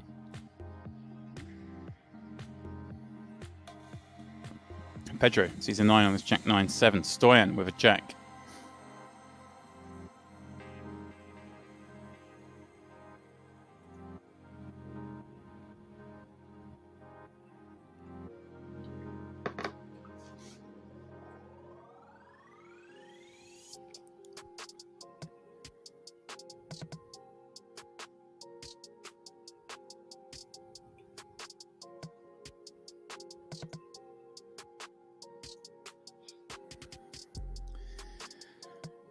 Blind and blind, these heavyweights having a go. Pedro Cavalieri coming near as chip leader. Henry really just ramping it up, mixing aggression with getting the right hands. Yeah, it certainly helps, especially when you're chip leader and everyone's aware that you're going to be opening super wide and people take these rejam spots against you, and you just have to have it. Yeah. Easy game when it's like that.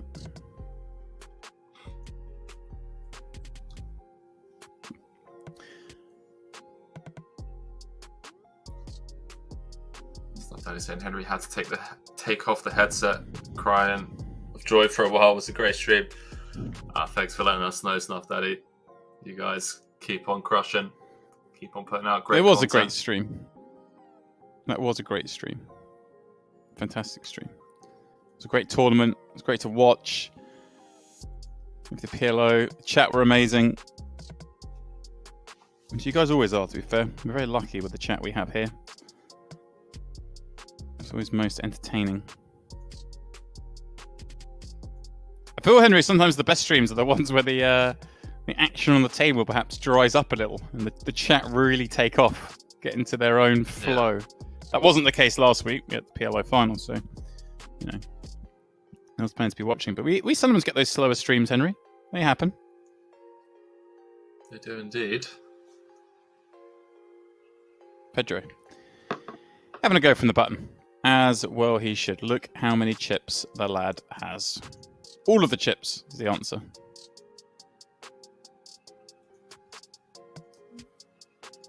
Well, it does get outflopped on this occasion. Having Silvio dominated pre-flop. Does have a double gutter.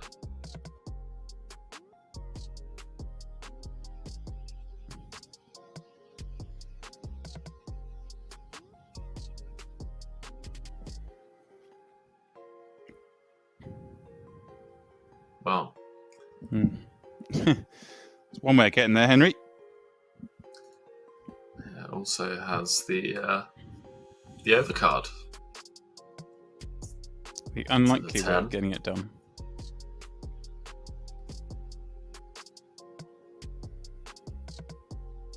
It's never easy, is it, Silvio? You can't just, like, turn a flush. Guys, you've got 55 minutes to register for that free roll, the WPT WPT free roll. $500 in tickets given out. Head on over to party. Password is at the top there. WPT Super 50. Find it, reg it, win it.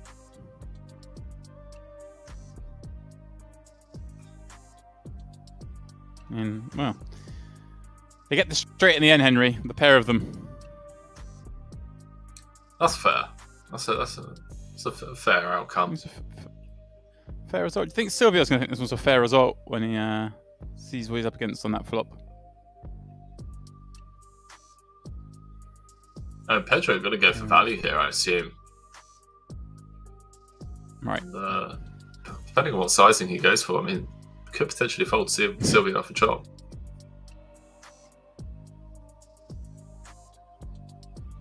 The old value bluff by accident. Not for that sizing.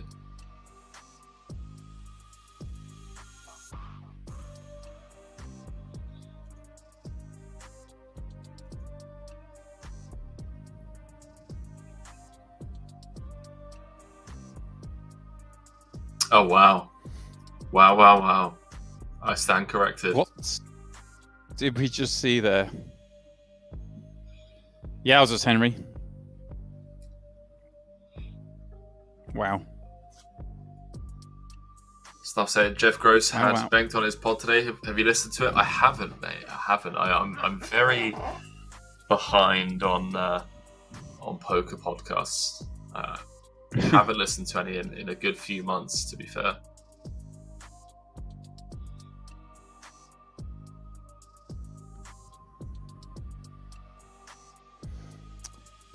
Thomas popping up from number one. Pedro says, look, mate, are you messing around here? Do you not know what's going to happen when you open up on this table? I'm the daddy here. Give me your chips, sit back down, and just be content with getting second.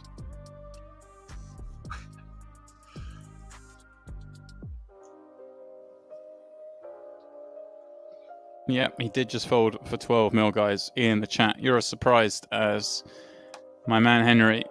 But Henry did call it before the bet. Henry did say it was a potential. It was possible, but I think for 12 million, didn't think it was likely to happen. Yeah, maybe he just doesn't think that he has anything worse for that sizing. Kind of makes sense as well. Yeah, we're blocking some 2 pairs.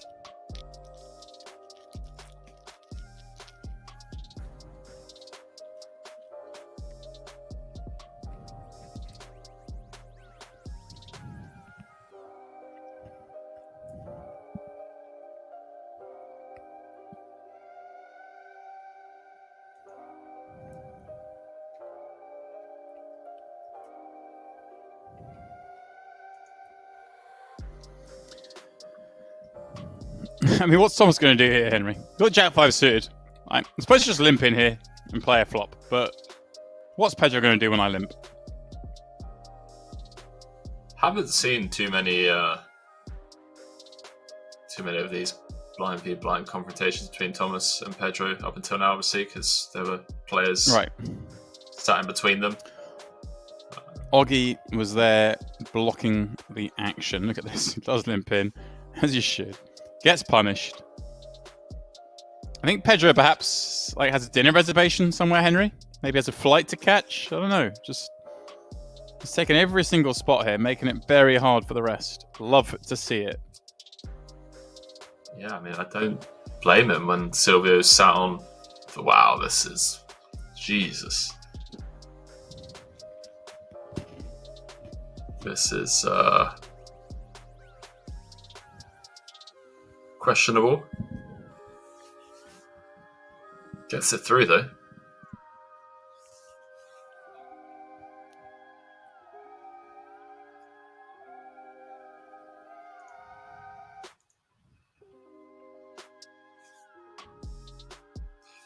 Well, Pedro won't be able to punish Hueber in this spot. Just saw Silvio open the ace deuce off from under the gun. May take a flop here with the king 9-0.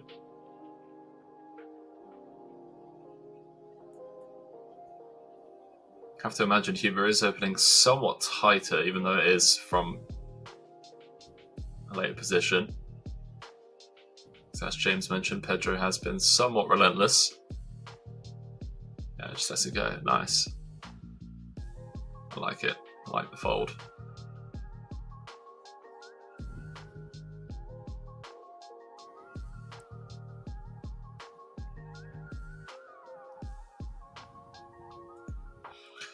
Another spot for Pedro.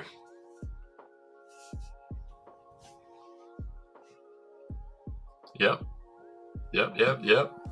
Just gonna take these. Just relentless. Absolutely relentless, Henry. This is what we like to see. A little old school. You keep setting them up for me, Tommy boy. I'll take him down, says Pedro. Probably another 12 mil.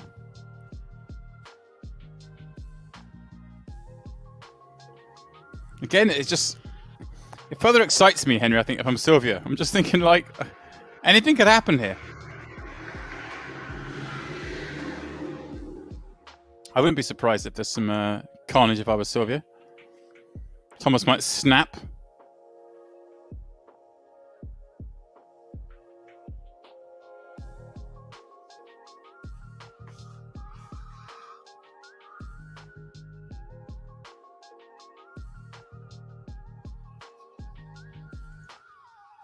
Hey, Deanne Crowell saying, James Henry, hi, love your streams. Finally made it to a live stream. Till now, you've been frequent companions via YouTube, watching the replays. Discovered you about 4 months ago. Sad now that I've almost run out of the backlogged content. Quick question, what's the best way to see the schedule of your streams? Schedule section viewing day by day is not an official way of knowing when you guys will be on. Yeah, so for us personally, for when James and I are going to be actually covering, final tables or events and whatnot, the best way to keep up to date is just social media. So following Party Poker's Twitter and Instagram, they're always announcing, the day in advance, and especially on the day of the events, there's going to be announcements of what time we're going live, etc., etc. Yeah. Because obviously on the Party Poker channel, there are a lot of other people that step in on a daily basis when we're not in the mix. So that would be my advice for you on that one, mate. And yeah, appreciate the kind words. Thanks for tuning in, dude. Glad you could catch us this time around. But seeing as you're here now, I'm going to tell you we're next on Sunday, Monday, Tuesday next week. This week, coming up, we're doing 3 in a row. We've got the Super High Roller Championship, we've got the High Roller Championship, and we've got the 500 Knockout. So if you are running out of back catalogue content, there we go. 3 came up in a row from Sunday. Obviously, when these series are on, we're blasting out a whole load of streams. It goes quiet for a little bit, but after those streams, we have, of course, 2 more for the main event the following week, and then, of course, the Millions North Cyprus is clicking into gear. Just a week after the main event of this WPT World Online Championship. So loads of streams coming up over the next, 4 weeks, Henry, 5 weeks? A lot of content coming up. I'm curious to find out when we're going to have a break, because normally, August, September, October are pretty busy for us. Yeah. So it's a weird one, Henry. I don't know. I was thinking this earlier. Obviously, when Stoyan, hello. Stoyan's had enough. Have some of that. Yeah, I was wondering, Henry. Obviously, the World Series of Poker is coming up. Normally, I say it's normally because I'm not saying I know anything, but normally no one ever runs anything against the World Series of Poker because it's kind of crazy. But we all know that traveling to the US from large parts of the world this year maybe not be so easy. So who knows? Maybe there'll be some events online, Henry, because traditionally, of course, online poker in the Northern Hemisphere winter is quite busy because, hey, it's pretty miserable outside. Yeah. So who knows if there'll be some events that maybe we end up covering. I don't know. Obviously, I don't know if you're still hopeful of getting to the US. There are obviously ways of doing it. I'm kind of becoming accustomed to the idea of not going. But I won't be going. Yeah. So we'll see. We'll see if the powers that be decide that maybe running some bigger events is a good idea, with lots of people unable to make it to the World Series this year. Look at this. Pedro's got the aces. Why not? He's on the button. It's only fair he gets the aces once in a while. He's only had kings up till now. We'll give him aces this hand. Yeah, I've given up on that front. So yeah, I'm hoping that we do have some stuff going on in October. Is this going to be another Hueber Open and a Pedro take it upstairs spot? No, it is as well. It is. It's going to be Henry. He's going to do it to him again. He's throwing sand in his face. This is just beautiful. It's like, the others, Silvio, Bernardo, yep, keep doing this, guys. You keep doing this. It's almost, at this point, like a straddle. 3-6-12 every time. Pedro says, okay, throw out 36, pick up 24. Good business.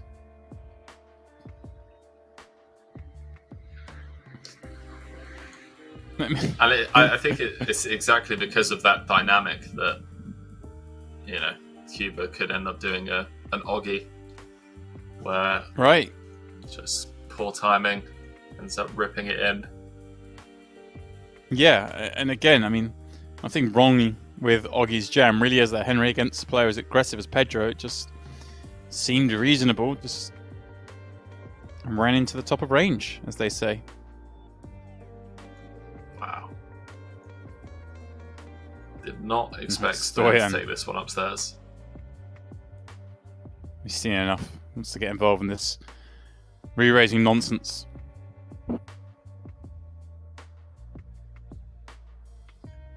Up to 5.3.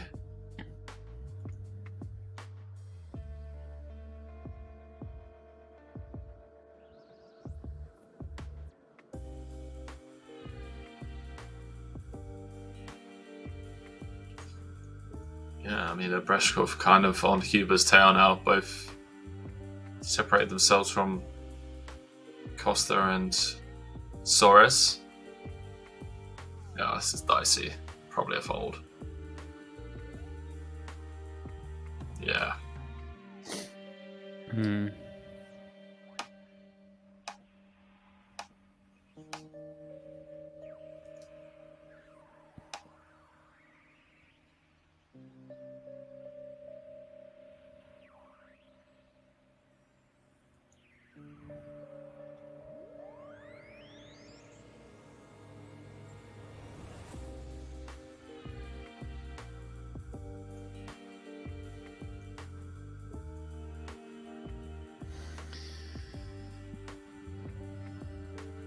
Stoyan, ace queen suited in the big blind.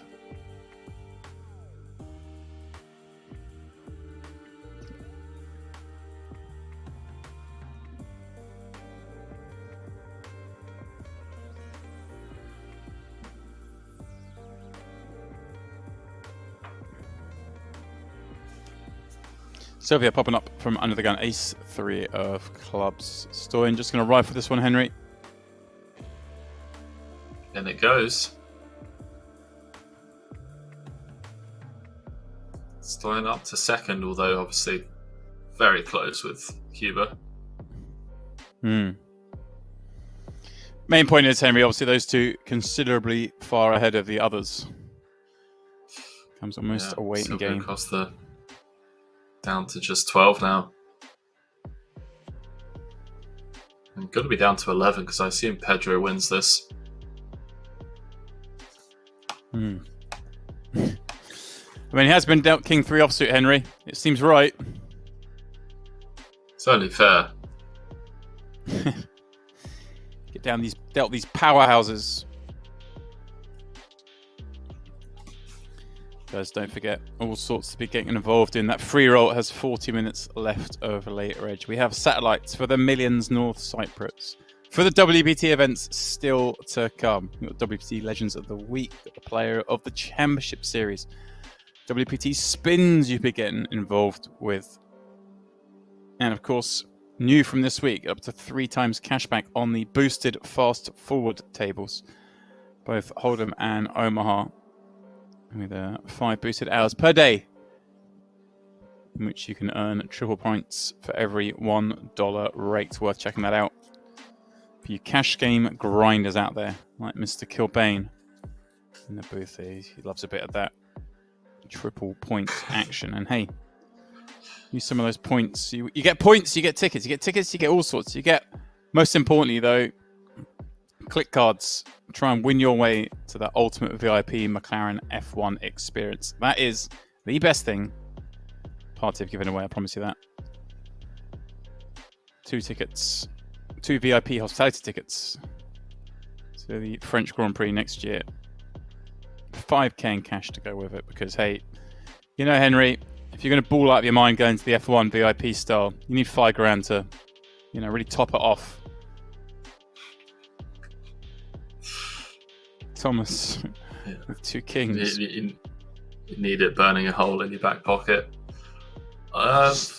You know, you're going for a VIP hospitality today, Henry, where everything's free. You need 5k spending money when everything's free. That's what I say. Yeah. I like that. You can start wagering money on the side.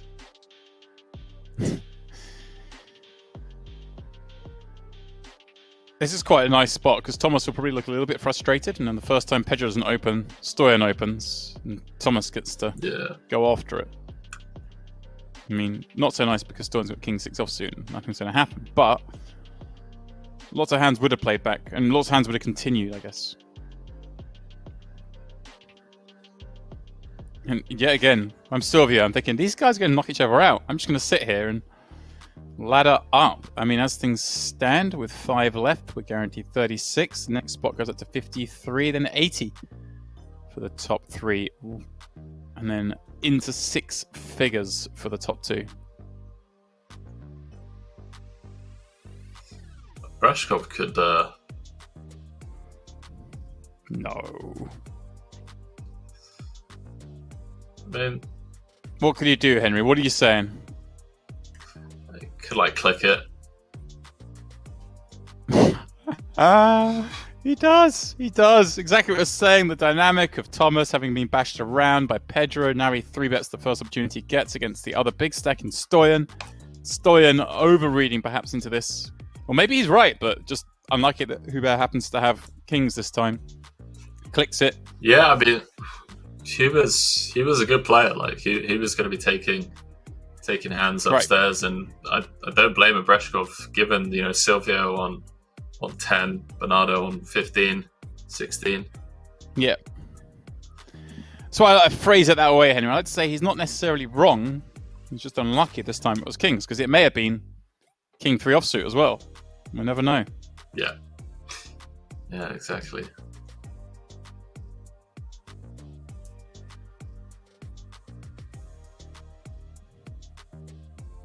So now it gets really interesting. Down at the bottom, Hueber comfortably in second place. And yeah, I mean, Obreshkov and Bernardo have to tread lightly.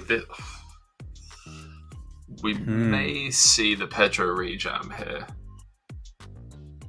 for 20 effective. Opening... It's going to be for 20 effective. 20 on Stoyan with the opener.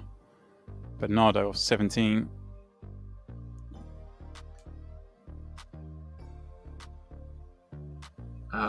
Yeah, Bernardo of 7. That makes it interesting because, Bernardo of 17. Yeah, I still take it. I still take the rejam spot. I think we just have enough equity against. Just flats. Calling range. Let's Stoyan in here with Queen Jack. No, does decide to let it go. King 3-3. Henry, minimal drama to be seen on this one. Although Pedro does have backdoor diamonds and does like to get a little frisky. I'm digging here, Henry. I'm digging. I'm trying to find something. Absolute dreamer. Absolute dreamer. I like it. You've been playing too much PLO, mate. A little bit. We do love the beautiful game. You get all the cards and all the backdoors, and they always seem to come in.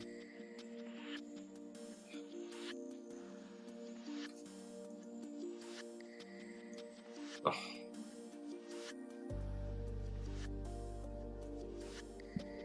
Sicko. Really putting Bernardo to the test here. I told you he wasn't done with this one. Backdoor diamonds.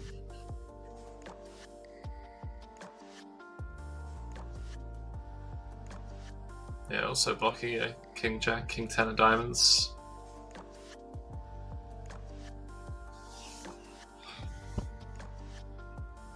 Yeah, I see those spots and I just always feel like they're super out of line, and whenever I try them I just get called down 3 streets. But I love seeing it get through. Nothing to see here. Hueber gonna open. Don't know if Pedro is going to be as relentless now that Hueber's up to 50. Although, it wouldn't surprise me, I mean. I decides to just flat.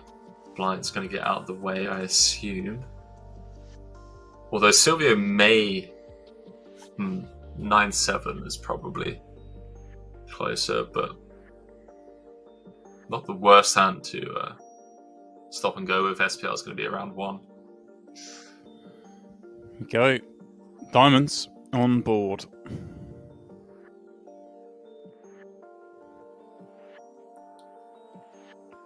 Not the board, though, that you want to do it with.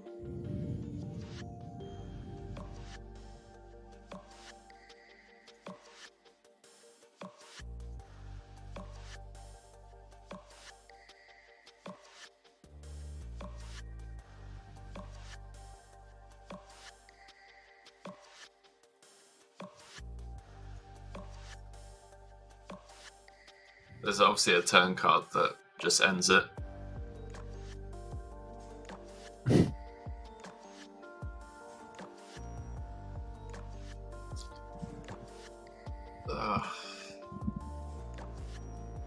Yeah.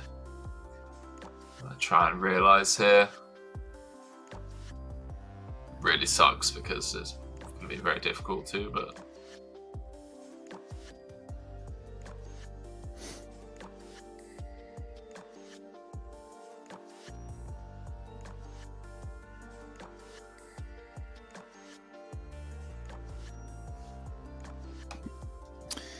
This one eventually making its way over to Pedro for the second time of asking. Yeah, should still check through.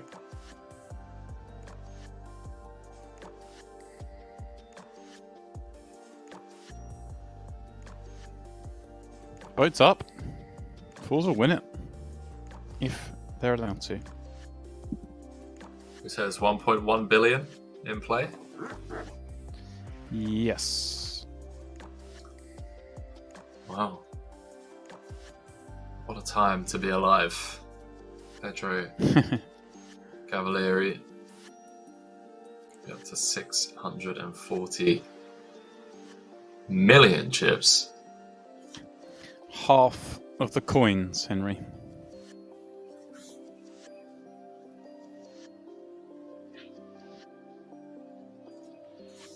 Oh boy. Maybe not. Hello. Hello, Thomas. Hello, Thomas.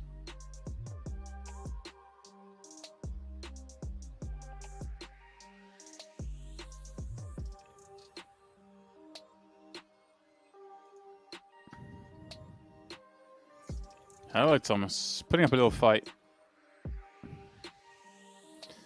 Wow. Speaking of fight, here we go. Stoyan, King, Queen, suited. Silvio jacks. Look at this. Thomas does give it a go, Henry. From under the gun, once more. This time, Pedro finds a hand that can fold in the 5-3 offsuit.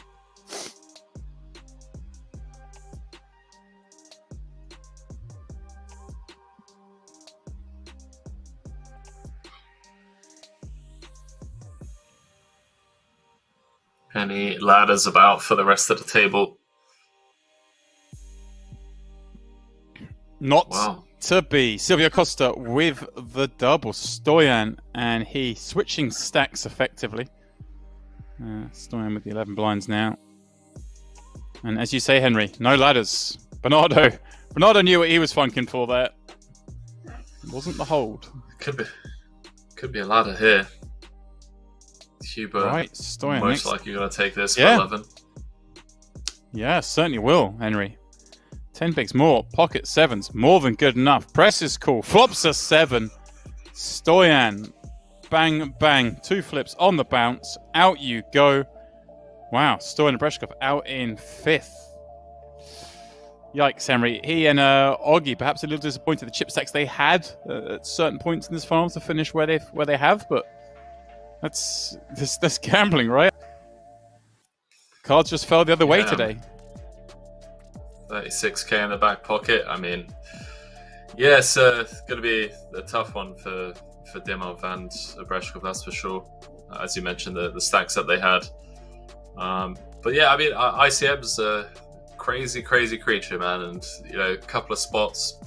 Obviously, Dimov taking the 50 big blind full bet jam spot and Obreshkov clicking it in a ICM heavy dynamic, running into kings, and yeah, then it just takes, you know, lose a couple of flips and you're out of there. So it's how the cards fall sometimes. Look at this. Once more, Thomas opens, Pedro 3 bets. This is a familiar tale.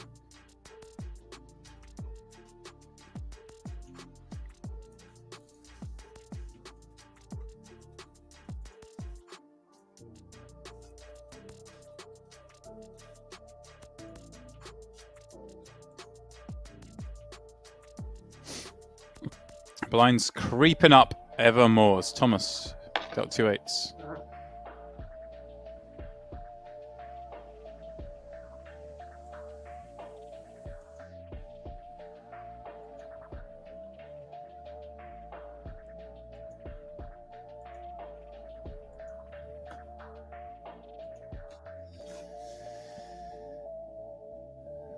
Silvio, King 9 of diamonds. To maybe take one. Yeah, I was just wondering if we can do this. It's doable, right, Henry? It is doable. Thomas open a lot. It is. We have seen Thomas open on the gun nearly every orbit.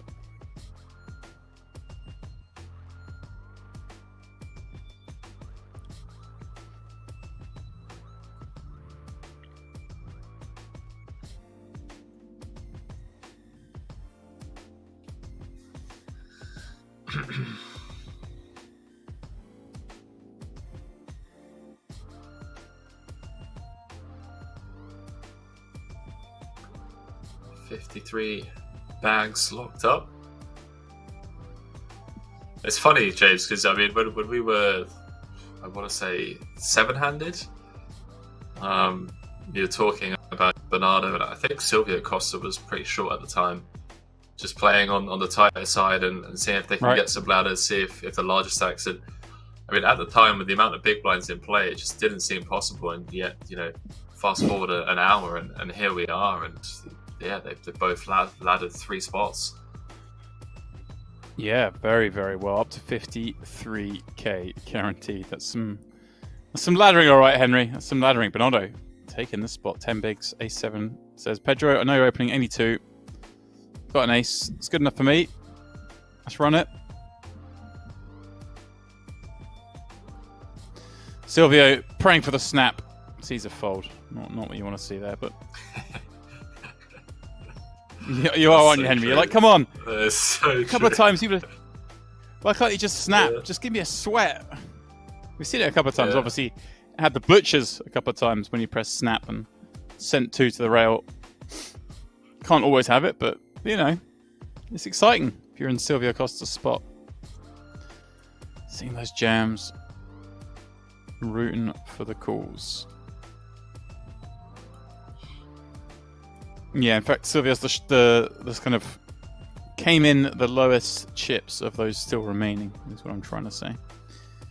Sam, Steven, and Max all busting up before, quite early, shorter. Not sure about that, leaving 4 chips behind. What do you do when the internet disconnects? It's a man who's confident in his connection. Don't know about that, mate. That's awful, especially when there's no need. Like there's never a world where you're folding to a jam. So why risk it? Why do it? I don't know.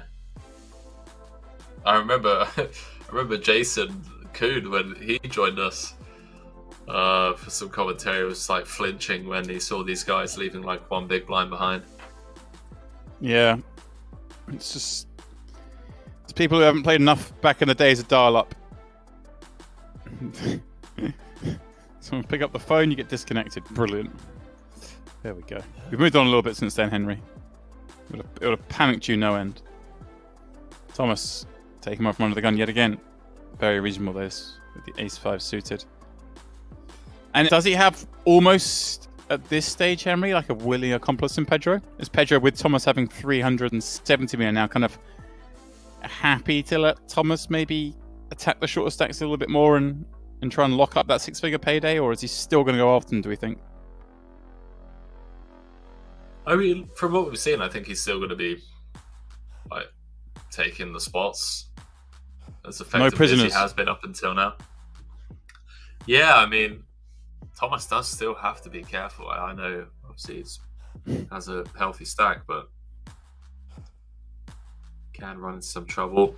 And the thing is like, we get to min open, you know, a bunch of our range, and we're going to get folds. And sometimes this happens. You get the rejam spots from the, you know, sub 20 big blind stacks. It's just how it works.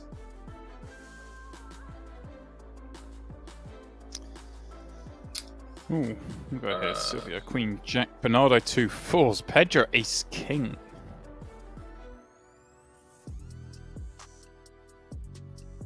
Don't do it, Bernardo.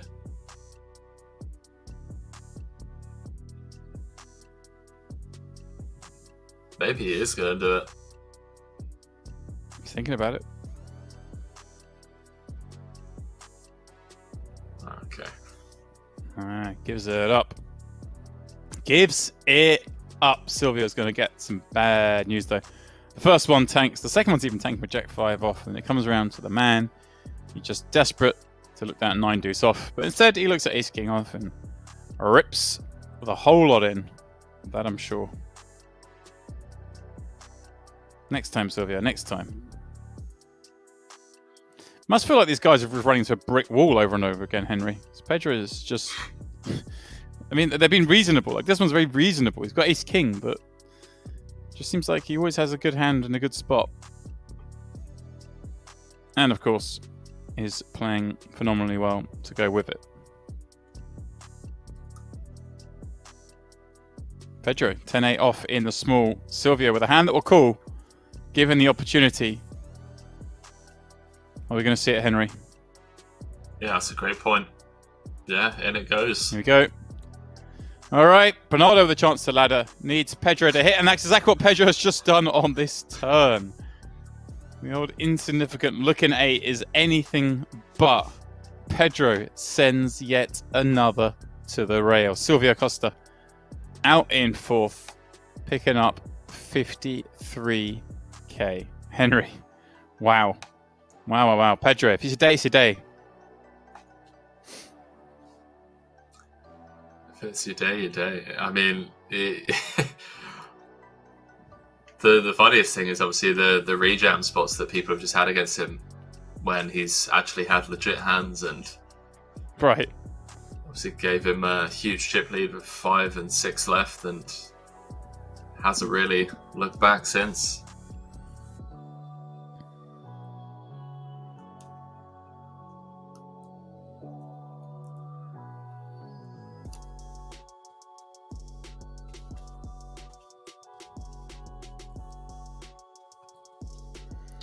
Seven-tenths of a billion stack, yeah.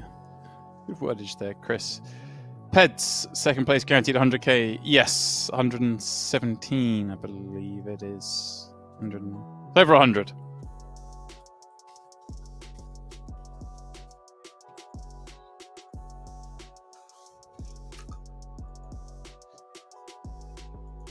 Big money is the best way to describe it, guys. Was it 173 up top? Give you an idea what we're looking for. Of course, now we're down to the final 3. Everyone guaranteed 80,000.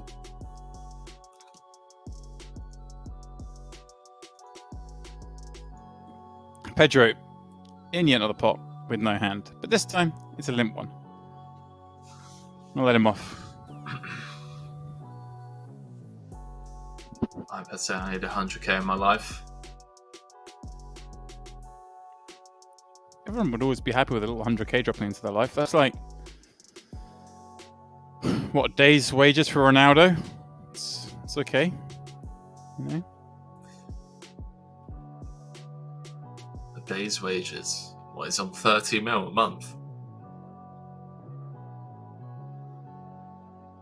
Yeah, I guess, yeah. Probably with like endorsements and sponsorships, right?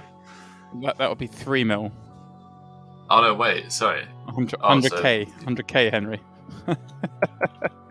There's new. I think he's just re-signed for United, and the rumor is £560, £560,000 a week. So what's that like? Over $700,000 a week, so over 100k a day he's on. So it's just, you know, whoever wins this tournament is going to earn more today than Ronaldo. So that's pretty nice. Like, they're going to beat Ronaldo for a day. I mean, before his endorsements and everything, you know, so they probably won't, but they'll beat his wage for a day.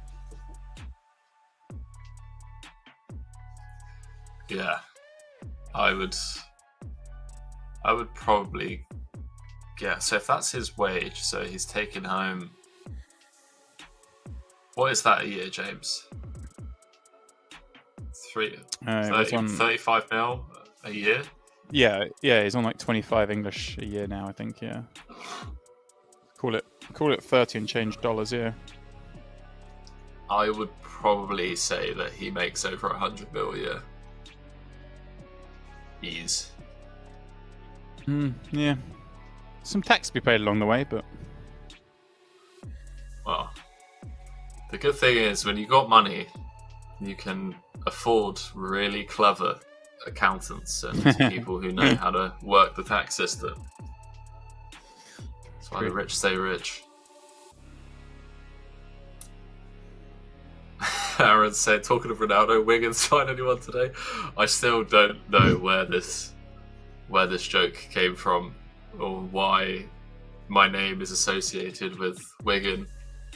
But yeah, I don't know if they signed anyone today, mate.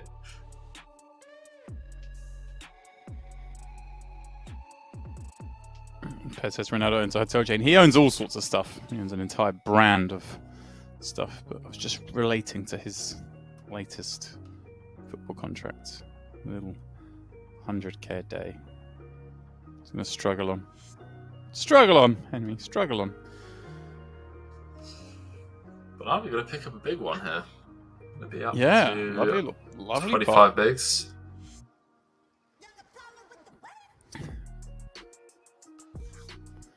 This one isn't a foregone conclusion just yet.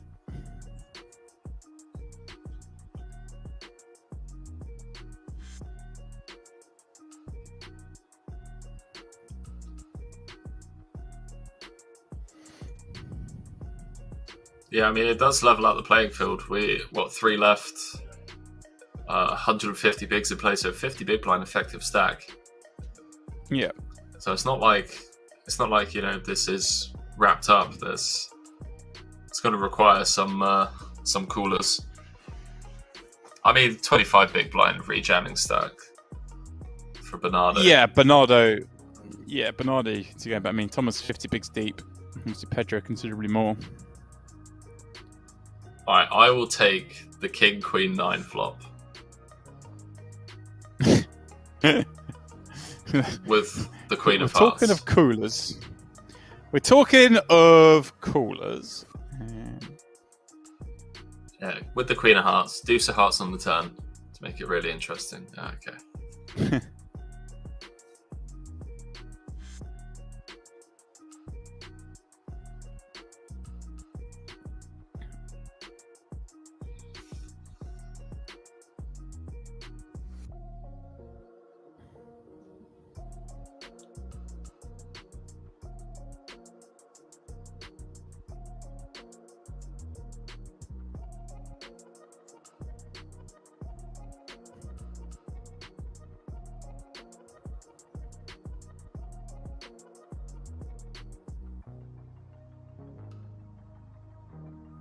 King High gonna be good.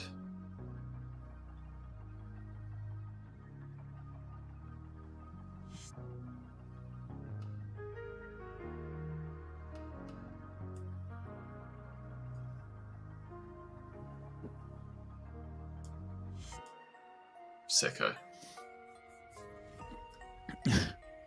Absolute sicko. Thing is, I'm so scared against doing this against Pedro because Pedro doesn't just go berserk. Because you just press cool. Sick value bet.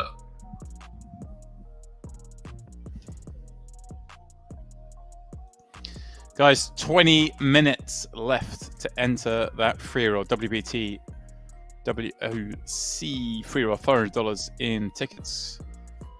Over there on Party Poker, password is WPT Super 50. Top of your screen there. Get involved. Henry, I'm sad to report that I'm no longer in the free roll. My run is over. I didn't even know you were in it, mate.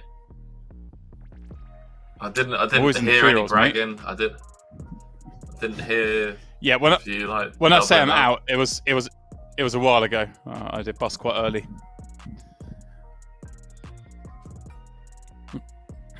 Can't win tickets every week, Henry. Can't win tickets every week. Pedro can win every pot he wants, to be honest. Shout out to T-Goat17 in the chat, calling me a bandit. Just because you didn't bring your best game today, mate. No need to get upset. You've One been of my victims, people Henry. on the golf course again. Yeah, just another one today. Another victim.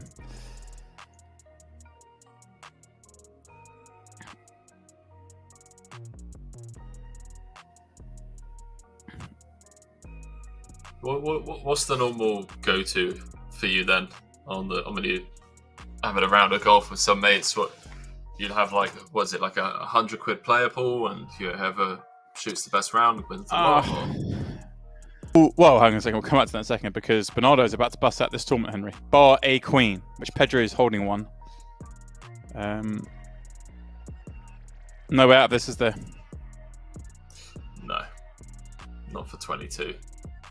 And not against Hueber. And especially now that Pedro's flat with the dead money in there. Pedro's sweetening the pot. GG, Bernardo. GG. Calls it off. Unless, though, it does come a queen. Which isn't impossible. Even the clubs are gonna nuke here, Henry. The waffle. Ace queen, the waffle.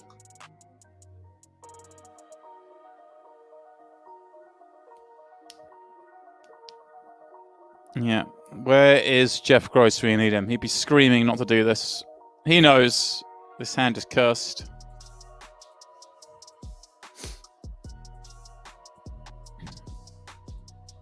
See, I was rooting for the misclick call from Pedro. Would have won it right there. It would have won it, but no queen means Bernardo Soares cannot win it. He busts out in third, picking up $80,000. All right. And we got a pretty even fight here now, Henry, in this heads up.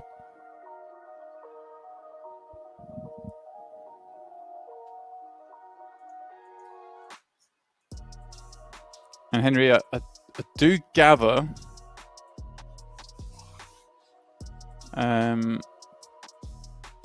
that a deal has been struck between the final two as they commence this heads up. Pedro taking home 143,000, Thomas 137,000, so not much difference there, but of course 10,000 still to play for. And of course, the title, the glory, the adulation, everything else that comes with being the WPT 500 World Online Championships champion. Which, well, if it continues the way it's begun, you bet on Pedro, but Thomas is made it a fair fight, heads up, and they're very deep, Henry. Yeah, I mean, firstly, just to touch on the trophies up for grabs in this, love that. Huge shout out to Pads, who put some posts out a while back and just like was tickling Rob, wasn't he? Just say, hey Rob, any idea if you can put some trophies together for events on Party Poker? You know, as a professional, the money obviously is a massive part, well, maybe the biggest part of the reasons why people play, but having, trophies and glories and something to show to your normie friends, because you can't really just go around and be like, hey, look at my Party Poker balance, to your mum and dad. But a trophy on the mantelpiece, love that. Absolutely love that. And I'm not surprised to see, if obviously, the World Online Championships being rolled out. And then, secondly, deal being struck makes sense. This deep, huge difference, especially for a $500 buy-in, 55k, well, more than that. 55, 56k heads up match. Casual, 100 buy-ins. I think just a lot of respect, Henry, between the two players, really. The deal, they've looked at it, they're seeing each other's playing, and they're saying, you know what, this is a lot of money to play for. Neither think they probably have much of an edge. They probably both, it's poker. Both probably think they have a slight edge, but you're like, let's just lock up a really nice payday and play it out for 10k and also that trophy. Been very impressed by both. I think Pedro played the role of table captain really well. Once he eliminated Oggy. Oh, wow. Ooh, okay. Henry, we peel a 3-bet with a 9-6 of clubs. The pot comes 9-6-3. Pedro with the overpair. Wow. Pretty good thing they've done a deal, because this pot could have been huge amounts of money as it is. I mean, are we about to see Thomas take a monstrous lead and Pedro be down to dust? Is that what's going to happen here? Does he just call here? He does just call here. 8 kind of fills in a little bit, but I mean, 7-5 is the only real concern there, I guess. I mean, slightly concerning for Pedro. There's some 9-8s, 6-8s that maybe peeled 3-bet pre-flop.